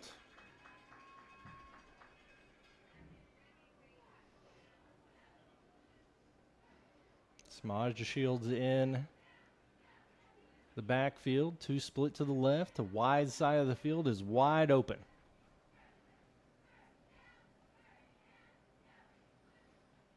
Beard takes a snap, gives it to Shields up the middle. He gets to the corner, runs up the sideline, and he's brought down right at another first down. First down, Eagles. 10-yard rush by Shields. Eagles moving the ball in chunks. Coverage of this ball game, again, presented by Bishop Small, Engine Repair of Richmond. Super thankful to sponsors for letting us cover these young men who've really battled this season. A rough start, losing 4 in a row, now looking to put 3 wins together. Braden Kelly up the middle. Very shifty move, gets him up the middle. The ball came out somewhere. Oh, nope, it didn't. There were people diving on each other, though. We'll see where they spot it. Really close to a first down here. First down, Eagles. He's brought down at Jaguar 42-yard line. Taven Rader checking into the game. Eagles, first down. Booth consultant Chris Reeser and I were talking before the game just about this team bouncing back and maintaining a good win-loss philosophy. You can lose games, but you don't lose the season. They continue to improve. They continue to adapt. And after losing 4 in a row, to keep the locker room focused and improving has been a really good push by Mark Payne. 2 seasons in a row to do this, to really come out and get punched in the mouth, but then battle back to have success. And they're looking to keep that success going tonight as we look at another 2nd and 7 on the Jaguars' 38-yard line. 5 minutes left here in the third.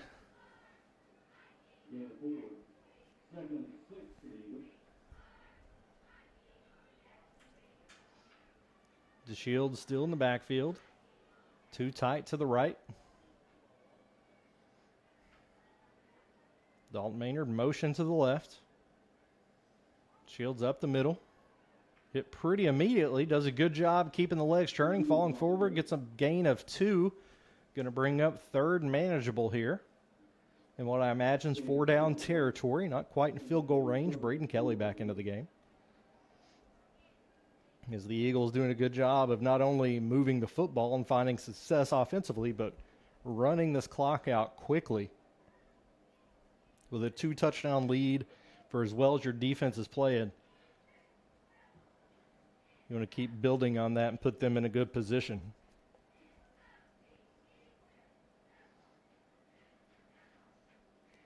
Braden Kelly up the middle, cuts it back to the left side, got a blocker in front of him, dodges a tackle, gets to the sideline, goes out of bounds at the 18. Hit behind the play, but I don't think we got a flag there. First down, Eagles at the 18. Really good rush there by Kelly, who has done a good job of reading the blocking and has been really shifty at the line of scrimmage, changing directions and finding light. We're under 4 minutes left here in the third. He ran out of bounds, so the clock stopped. One split each way, still in the backfield with Moore's in quarterback now. Beard split out to the left.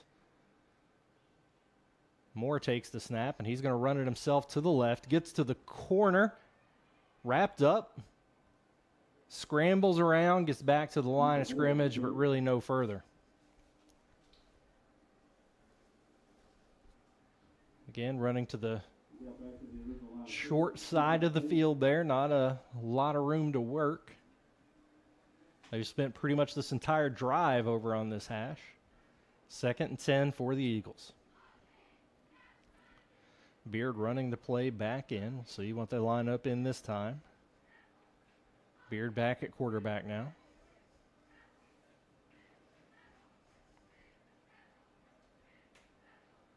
Ethan Moore to the left. Beard drops back. He's looking to Moore and throws it up to him in the corner. Double coverage. He catches it, but he's out of bounds. It's going to bring up 3rd and 10. It's a really good grab over 2 defenders. The ball was a little too far on the edge to keep his feet in. 3rd and 10. Could be in field goal territory for the Eagles if they don't convert here. So I'd say unless they don't get up around the 10 and they call another timeout. We'll take it with them. Be right back on WBON TV. If you need a chiropractor but thought you couldn't afford it, the Joint Chiropractic in the Richmond Center has you covered. Your first visit only costs $29 and includes a consultation exam and your first adjustment. So what are you waiting for? The Joint Chiropractic is open nights and weekends for your convenience, and there's no appointment required, plus no insurance hassles or co-pays. So come see the friendly, talented staff at the Joint Chiropractic in the Richmond Center. For over 40 years, Lake's Funeral Home and Crematory in Berea have been helping families through the hardest times in their lives. With traditional burial planning to cremation, the folks at Lake's can help you honor your loved ones with final arrangements. Lake's can also help pre-plan now. Let your family members know what you want and help ease their burden. Visit lakesfuneralhome.com to learn how easy it can be to pre-plan. Lake's Funeral Home and Crematory, the only on-site crematory in Madison County. And we're back here. 3 minutes left in the third quarter. Eagles on the 18-yard line. They give it to Braden Hall on a jet sweep, and he's going to get to the edge. He's going to get a first down and more. Knocked out of bounds at the 2. Really strong hit, but there's also a flag in the backfield. I think that one may be coming back due to a hold, and it will. Love that play call. They've been running to the short side over and over, and they ran the jet sweep there to the wide side of the field and gave Braden Hall a lot of room. And he was able to pick up the yardage, but it's going to back him up 10 yards. We're going to be looking at 3rd, and they're going to mark it at about 3rd and 10, or 3rd and 20, rather. So we'll see what they draw up here. Beard running the play back in. Just want to clarify some things I've said earlier, getting a little bit of feedback. My problem with the sticks for measuring first down is all about the sticks and the procedure. The guy's doing it out there working hard. Appreciate you. Just don't like the way to measure it. Braden Kelly breaks out to the corner. Great juke move. He's knocked out of bounds at about the 11-yard line. Just enough to where it makes this decision tough, in my opinion, whether you are going to go for it or kick the field goal. If you make a field goal, you make it a 3-possession game. They're going to go for it on 4th. And they have been moving the ball effectively. We'll see what they draw up here. R.J. Blair in for Braden Hall. Taven Rader and Dalton Maynard in at tight end. 2 wide receivers to the left. Ethan Moore and R.J. Blair. Braden Kelly at running back. Gabe Beer looking to take the snap, and he hands it off to Kelly up the middle. He's hit immediately and will be stopped. Turnover on downs. Jaguars football. That was really the first time during this drive that Kelly had been stopped from getting at least a handful of yards. So kudos to the defense there. But the Eagles continue to lead 13-0. A minute 55 left here in the third quarter. And the defense in good shape with field position as the Jags take over at the 12. They take the play. I find it interesting. The guys in the backfield always squat down so everybody can see. It's very kind of them. They run it off the right side, hit pretty immediately there.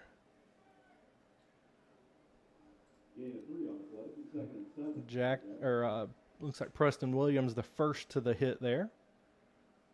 It's going to bring up 2nd and 7 for the Jaguars. Right back on the ball and ready to snap it. Looking to move a little faster now. They fake the handoff, throw it out in the flat. R.J. Blair in pursuit, takes out his ankles, but not before he gets a first down. And the Jaguars move the sticks. Have had a lot of trouble getting the offense going thus far. Ball is spotted on the 23-yard line. The first attempt for the Jaguars.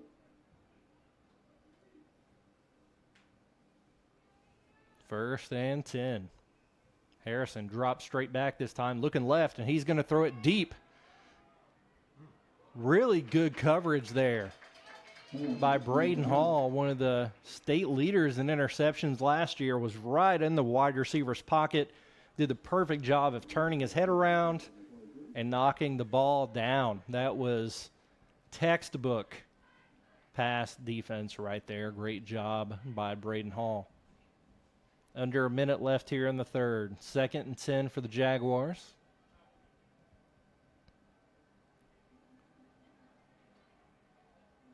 Take the snap. Fake the handoff. Throw it out into the flat again. Really good approach and tackle there by Ethan Moore. The reception there by Derek Morton. Not getting up. Hope he's okay. Hopefully it's a cramp. I think he is trying to get up on his own. His trainers come to check on him.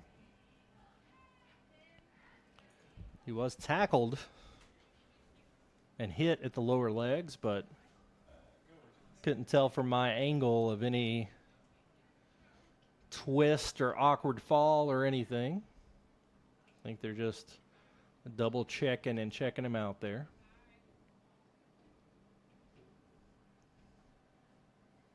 Madison Southern defense getting Swatter. He's up and moving.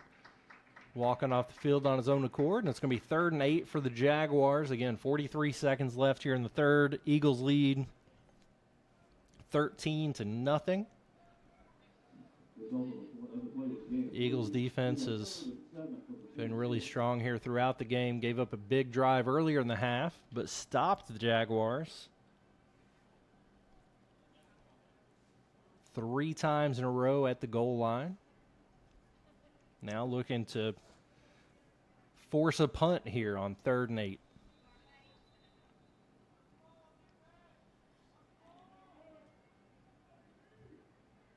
A lot of big bodies in right now. Just one wide receiver. Harrison takes a snap. Receiver, reverse pass. He throws a duck, and it's nearly picked off by Ethan Moore. Reverse that pass there. Matthew DeLossi. Drop back. He had a receiver deep and underthrew him. It's going to force the Jaguars to punt.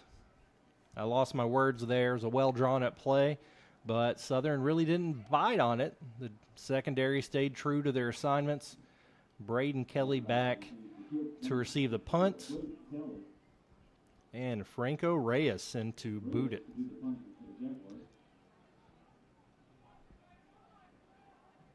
They did fake a punt earlier. Looks like Southern's trying to stay alert to that now as they're heads up on everybody spread out. Snapped over his head, and it's down. They're going to scoop it and try to score. And they do. Touchdown, Eagles. Touchdown, Taven Rader. Snapped over his head, and the Eagles pounce on it.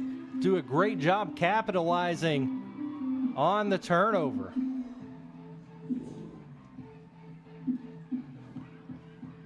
$19-0. As they're going to come out and go for two this time, straight up. Not sure if Coach Payne has one of those analytics cards that tells you when to go for two and when not to. But we're going for it right now with 21 seconds left in the third.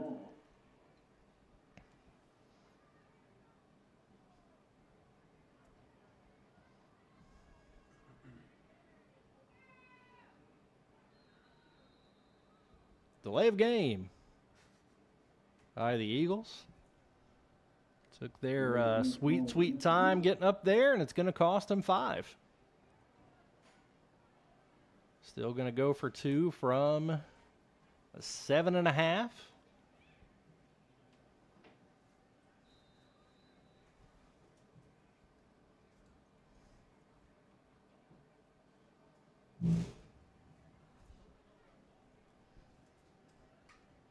One wide out each way. Braden Kelly in the backfield with Beard, 2 tight ends. See what they draw up here. Snap to Beard, and he's looking across the middle to Brock, who catches it, his hit, and hangs on. And that's 2 for the Eagles. We're going to take a 1-minute break and come back for their kickoff on WBON TV. I'm Michelle. And I'm Jennifer. And in the spring of 1992, Bishop Small Engine Repair was born in our mom and dad's barn in Estill County.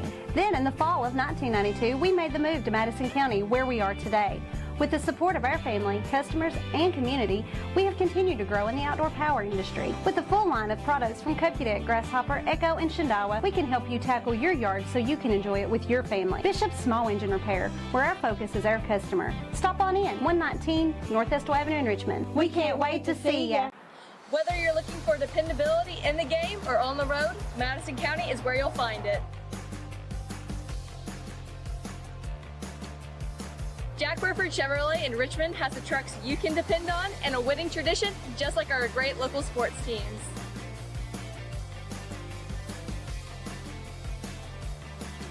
Come see us at Jack Burford Chevrolet in Richmond or check us out at jackburford.com to see our dependable trucks and become a part of the winning tradition.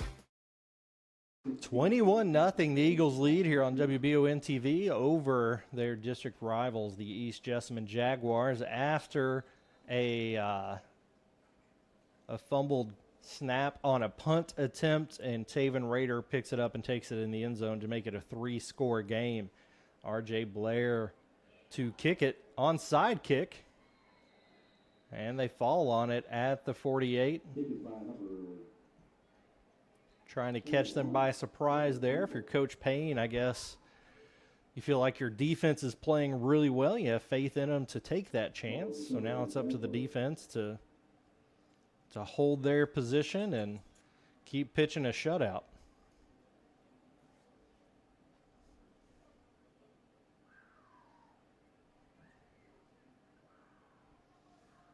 First and 10 Jaguars at the 48.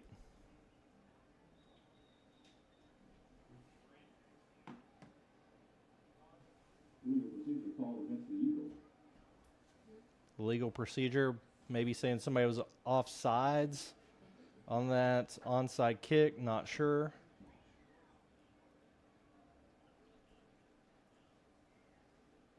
Officials still trying to figure it out. That's how we spent the first 2 minutes of this quarter.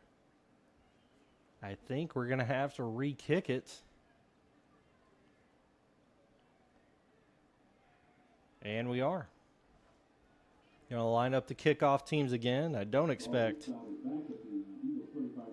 not expect there to be an onside kick this time. If you ever talked to my wife, you know I have been wrong before.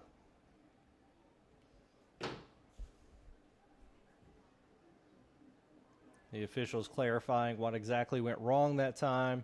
Usually means somebody crossed the line before the kick, the kicker made contact with the ball, or the ball didn't go 10 yards before being touched by the kicking team, but not really sure what that was. Either way, 19 seconds left in the third quarter, and they're going to kick it from the 35. RJ Blair set to kick.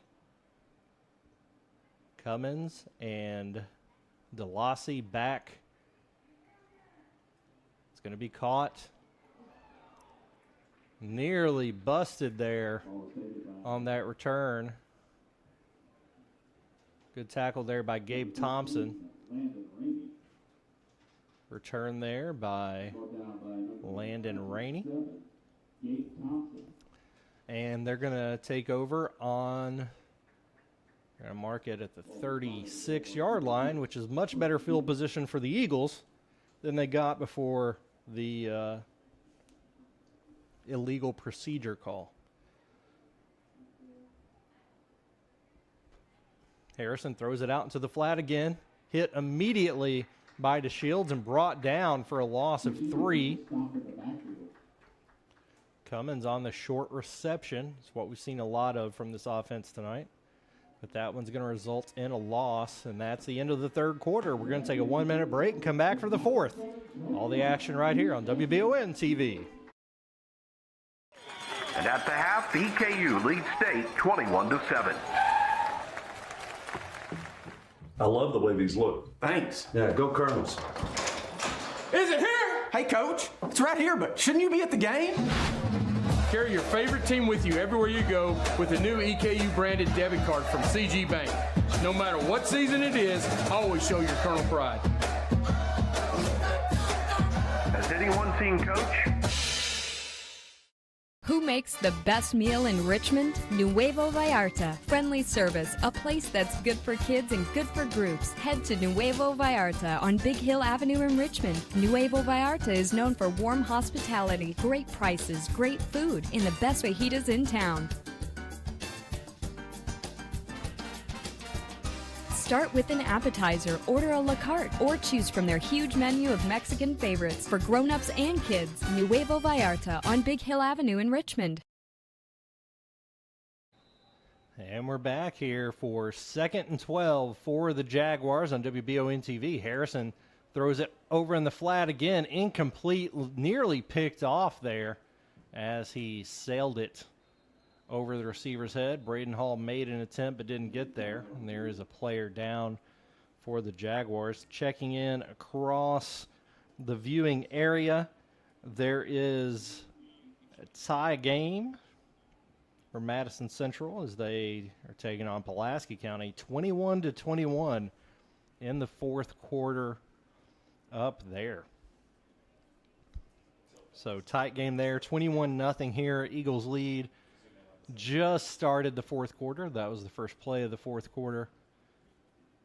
The young Jaguars player is currently down. Their team taking a knee. Both teams taking a knee, hoping he's doing okay.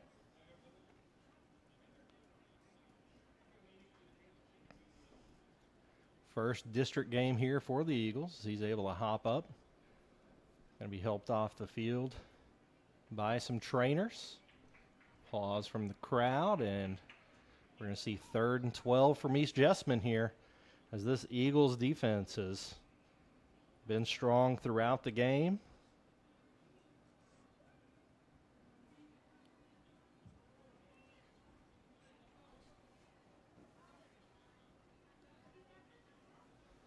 just south of us. Rockcastle's trailing Bell County 14-3 in the fourth quarter. 7 minutes left. Good game down there. Rockcastle's been undefeated so far this season. 3rd and 12 Jaguars. Trips to the right, one split to the left. Harrison takes a snap. He rolls out to the right. Eagles in pursuit, throws into the flats. Gets a first down before being knocked out of bounds. First down, Jaguars, after a gain of about 15.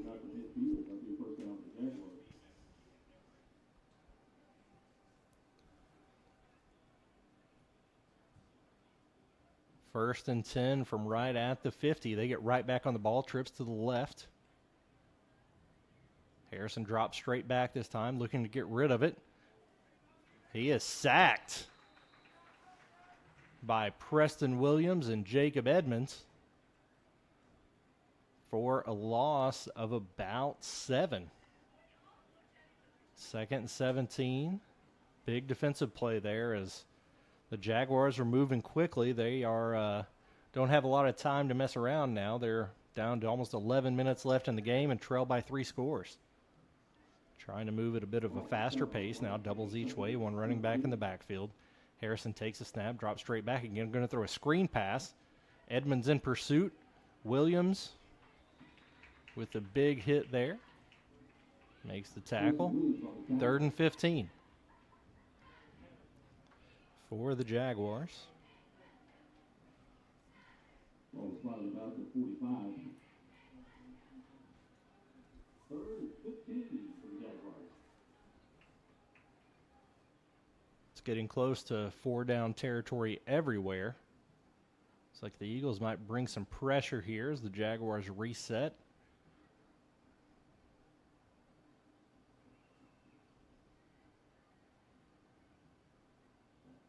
Rolls out to the left as Harrison looking up the field. Hard to throw back across your body, but he does. Great catch. Wonderful catch there by DeLassy, short of the first down. Flag deep in the backfield.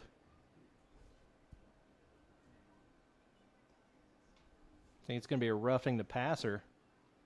So it may end up adding on to the end of the play.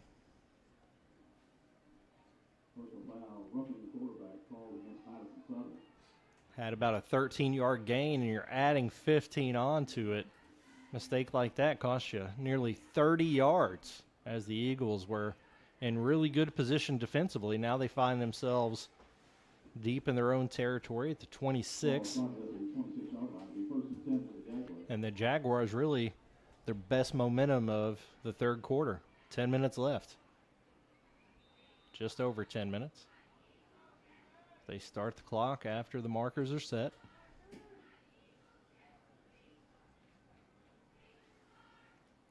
Handoff up the middle. Big tackle by Braden Kelly on Jacob Wright as he gives him the German suplex right back to the line of scrimmage. He's going to take a break after that strong belly to back.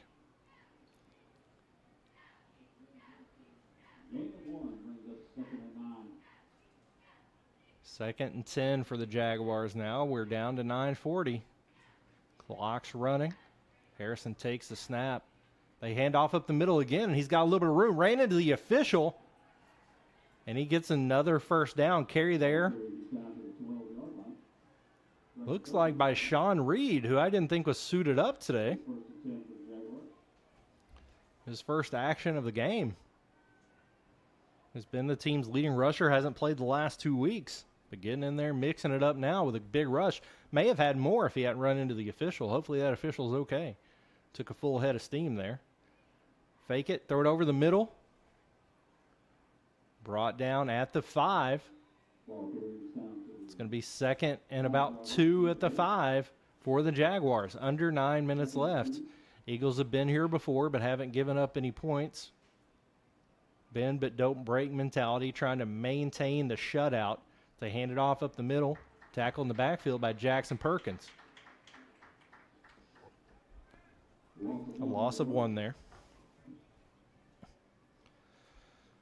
Small update, Madison Central now trails 24-21 with under 4 minutes left in their game. Pulaski County just kicked a field goal to take the lead. 3rd and 3 for the Jaguars. Harrison rolls out to the right. He's got some space. Hot pursuit, throws it up in the corner. Out of bounds. Incomplete pass. Going to bring up 4th and 3. Got to think it's 4 down territory. A field goal's not going to do you any good. It'll still be a 3-score game.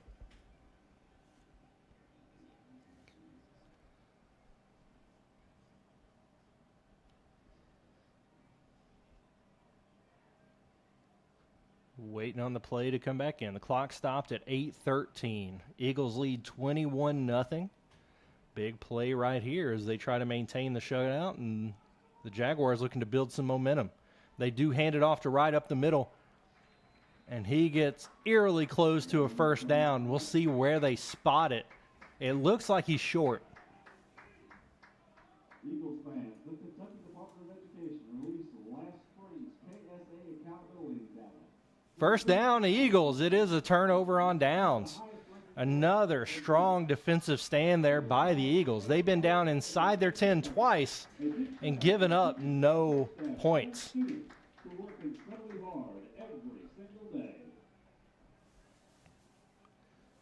Really good stand by the defense there. The offense now with 8 minutes left, looking to finish this off. Run out the clock.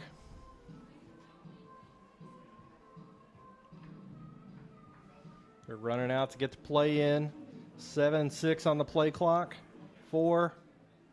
Take the snap. Braden Kelly up the middle, gets through the line of scrimmage, breaks a couple tackles, and he's going to get right near another first down. Looks like he got it based on the spot. We'll see if they give it to him at the 14-yard line. Yep, first down, Eagles. Braden Kelly making his way off the field. Has 2 rushing touchdowns. So that carry is a first down. Covered by J.D. 7.5 minutes remaining. The Eagles looking to close out this district victory.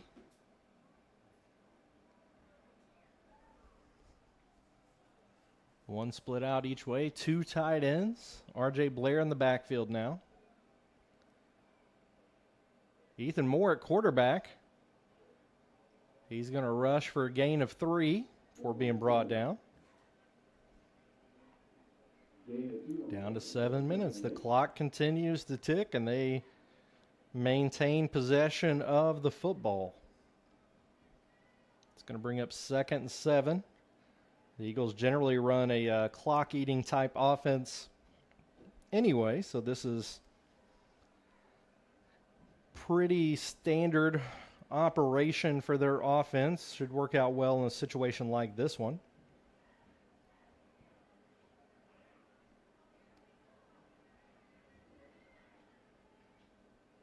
Moore still at quarterback. Takes a snap. He's going to run it around the right end, and he's got space. Gets to the sideline and steps out of bounds at the 30. That flag comes from way back. Looks like it may be a block on a defenseless defender. Just going to be a regular standard old hold.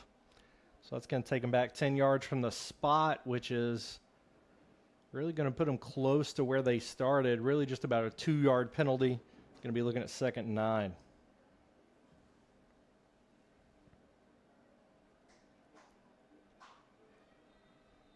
.6:22 remaining in the ball game. 2 in the backfield with Moore. Takes the snap. He's going to run her. Cut it back to the right side, start around the left side, cuts back up the middle. He's got a step, gets to the sideline, stiff arm out of bounds, runs out at the 32. Really strong run there, moves the sticks. First down, Eagles. Does stop the clock. That carry is enough for J.D. Eagles. First down.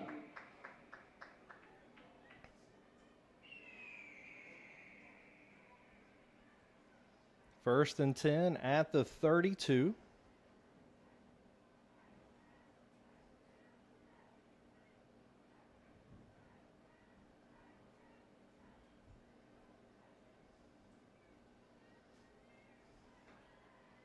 Beard back in at quarterback. 2 split to the right. A little bit of confusion over there. Got 3 to snap it.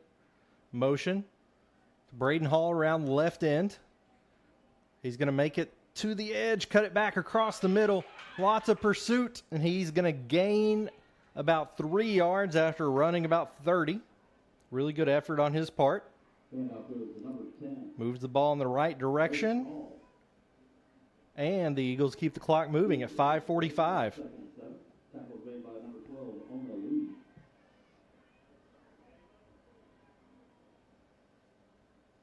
Second and 7.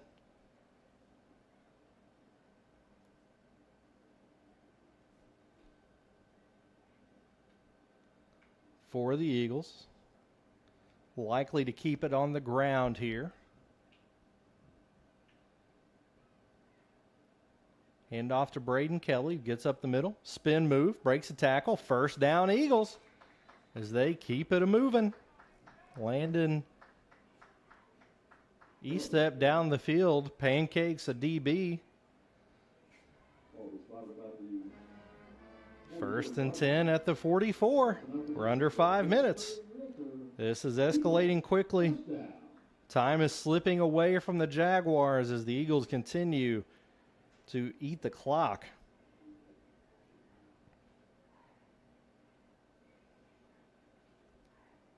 First and 10. Doubles to the left. Braden Kelly in the backfield. They're letting the play clock wind down just a bit more. Score update at the end of the third quarter. West Jessamine leads Montgomery County 28-7. Braden Kelly, another good spin move, breaks several tackles. He gets a gain. He's up the sideline. He may be gone. He takes it all the way to the house. 56-yard rush. Braden Kelly after being hit at the line of scrimmage. 5 yards downfield, 10 yards downfield, 20 yards downfield. They could not bring him down. 27-0 Eagles. As the Rocky theme blasts over the speakers. Seems like for the Jaguars, there is no easy way out of this one. Line up for the extra point. Looking to make it a 28-0 ball game.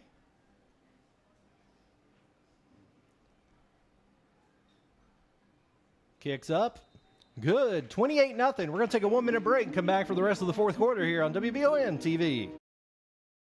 You've heard the name Chenault Vineyards, but what do you know about it? Chenault Vineyards is a place for the community to enjoy. Central Kentucky's premier event and wedding destination with 5 event venues, full-service catering, over 13 varieties of wine, live music entertainment, seasonal food options, weekly themed Wednesday night out and girls night out, trivia, murder mystery date nights, and free yoga on the point with beautiful views.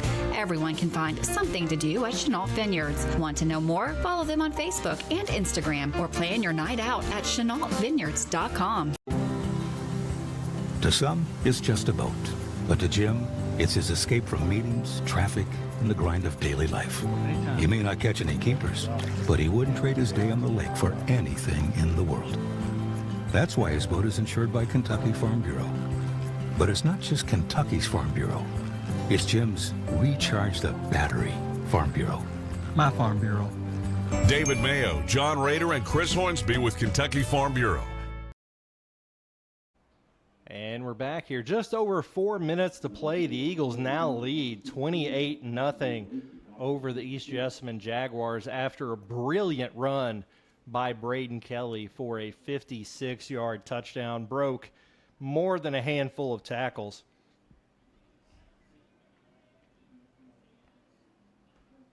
And now R.J. Blair to kick off.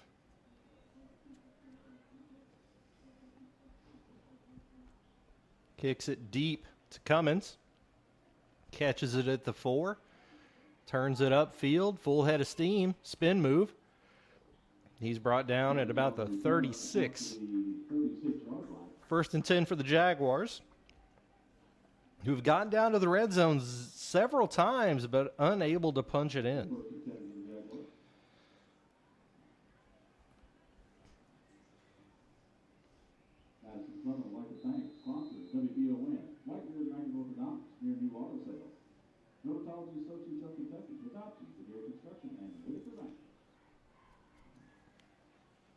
Two each way for Harrison. Motion out to the left, and they'll throw a swing pass. Right will be taken down in the backfield, taken down hard by Braden Kelly.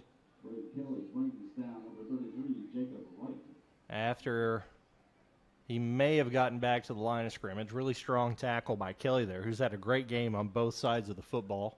3:40 left in the ball game. Harrison has a very high completion rate this game, but it's just really not translated into a lot of yards, as this Southern defense has really been flying around and making strong open field tackles.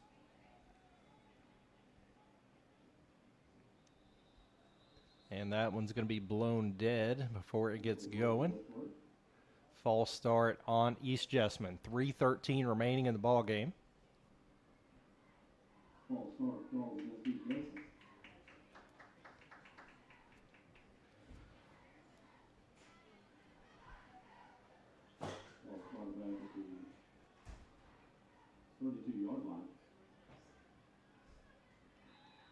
And they'll snap it from the 32.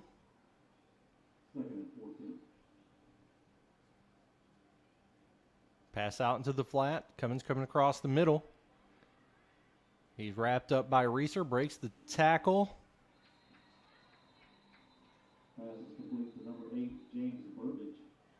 Leland Vanover makes it back there to get in on the tackle as well. First down for the Jaguars at the 50, 2:55 remaining.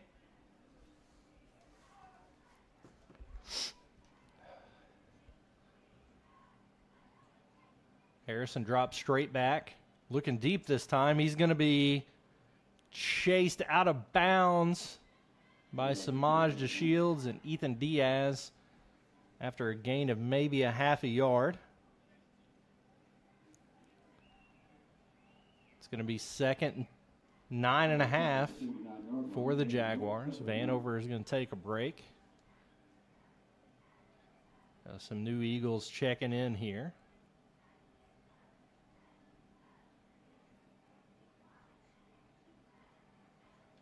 Judah Story and Caden Chastain checking in.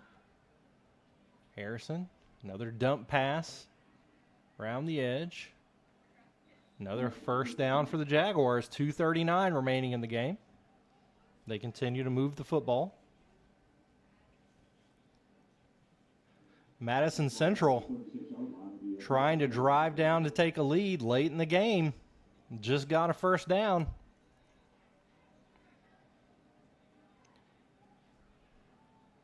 Jaguars motion out to the left side. Harrison throws it out to him, and it is incomplete to Wright. It's going to bring up second and 10 at the Eagles' 36 with 2:20 remaining.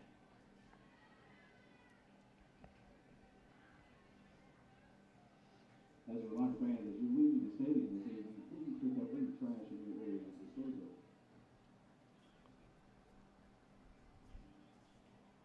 Clock stopped here at 2:20. The East Jessamine getting the call from the sideline, looking to get on the board before the game is out. Screen pass. He's got a blocker set up in front of him. Really good job by R.J. Blair to hold him up, and Ethan Diaz finishes the tackle off. It's going to bring up 3rd and 6.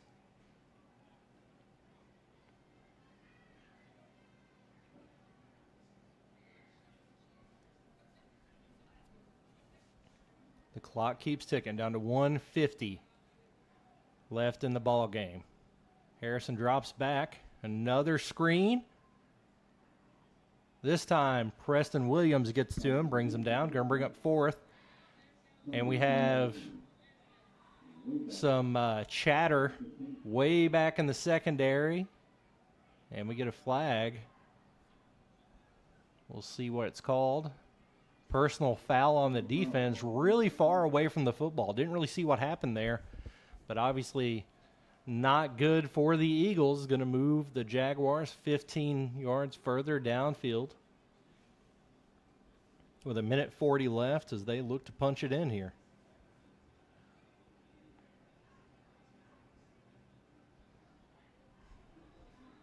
Trips to the left for the Jaguars. Dump pass over the middle. Really good open field tackle there by Nash Wilder. That pass complete to number 10 for the Jaguars, Preston Hibbard. 2nd and 3 from the 8. 1:15 remaining in the ball game. Handoff, and he is absolutely leveled by Samaj DeFields, is Jacob Wright as soon as he touches the ball for a loss of 2. Really strong hit in the backfield there as soon as he touched the football. 3rd and 6 now, 46 seconds remaining. Harrison looks over the middle. It's caught. Touchdown, Jaguars. Hibbard catches the slant pass and gets into the end zone with 37 seconds left in the ball game. Making their way on for the extra point. Franco Reyes to attempt 28-6 as this pink crowd starts to clear out just a little bit. Again, a pink out here to support awareness for breast cancer research. Franco Reyes' kick is good. 28-7. We're going to take a 1-minute break and come back for the rest of the game on WBON TV.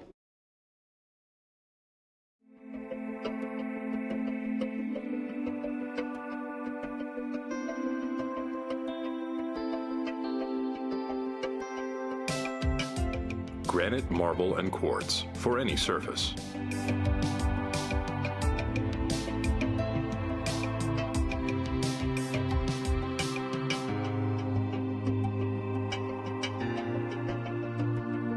Make a lifetime commitment you won't regret.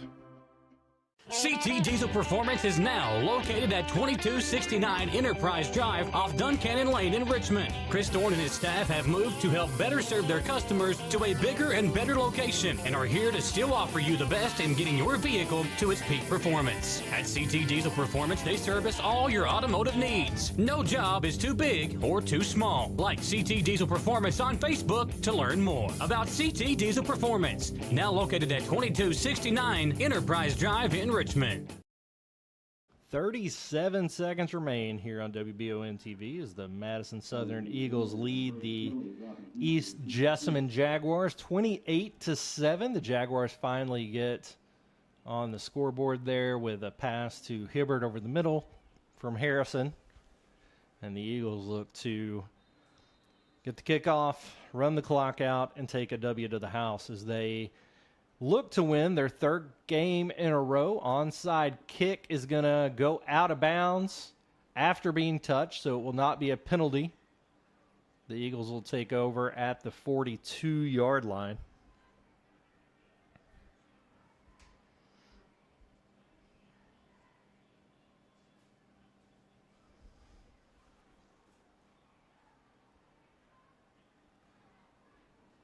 Up 3 scores, 37 seconds left. We'll see if they try to run a play or two or just take a knee here.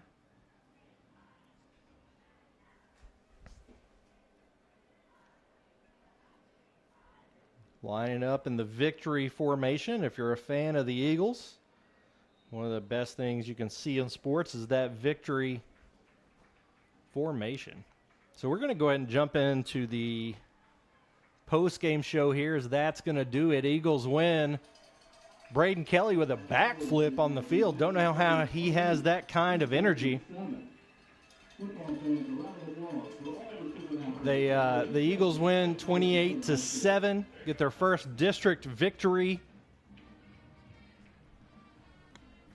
over the East Jessamine Jaguars. This post-game show brought to you by Chenault Vineyards, your destination and venue for any evening events and just going to have a good time. I saw that Deanna Stevens is going to be there. Is that her name? Strawberry Wine Lady is going to be there. Sings that song. So some good entertainment up there. Check out Chenault Vineyards. CT Diesel Performance Player of the Game, Braden Kelly with 3 rushing touchdowns. His last one of 56 yards. Broke numerous tackles on that one. Fumbled earlier in the game, but really bounced back to play a great game on both sides of the football. Played really good defensively. Was really questionable coming into this game due to a shoulder injury, but he bounced back and played a heck of a game, put the offensive load on his shoulders. The entire defense played a heck of a game. I know East Jessamine scored late. That's kind of the nature of things. I don't think that takes away from the defensive performance of the Eagles. And offensively, they took care of the ball and ultimately made good decisions. So it looks like Montgomery County is going to beat Montgomery County is going to beat West Jessamine tonight. They were up with this same score at the end of the third. So Madison Southern will go up to Montgomery County next week, and that game very well may determine who wins that district championship. So Braden Kelly, player of the game, Chenault Vineyards post-game show. Eagles win 28-7 over East Jessamine. More coverage of the Eagles obviously coming next week. Madison Central just scored to take the lead on a Hail Mary with just a few seconds left. So a wild game happening over on our other feed, and we'll go ahead and send you over there as we wrap up this broadcast. Big thanks to Gage Hill, to Woody Schatt working our camera, to Chris Reeser here in the booth with me, and I'm Jamie Boggs. Thanks to all our sponsors out there. This has been Madison Southern Football on WBON TV.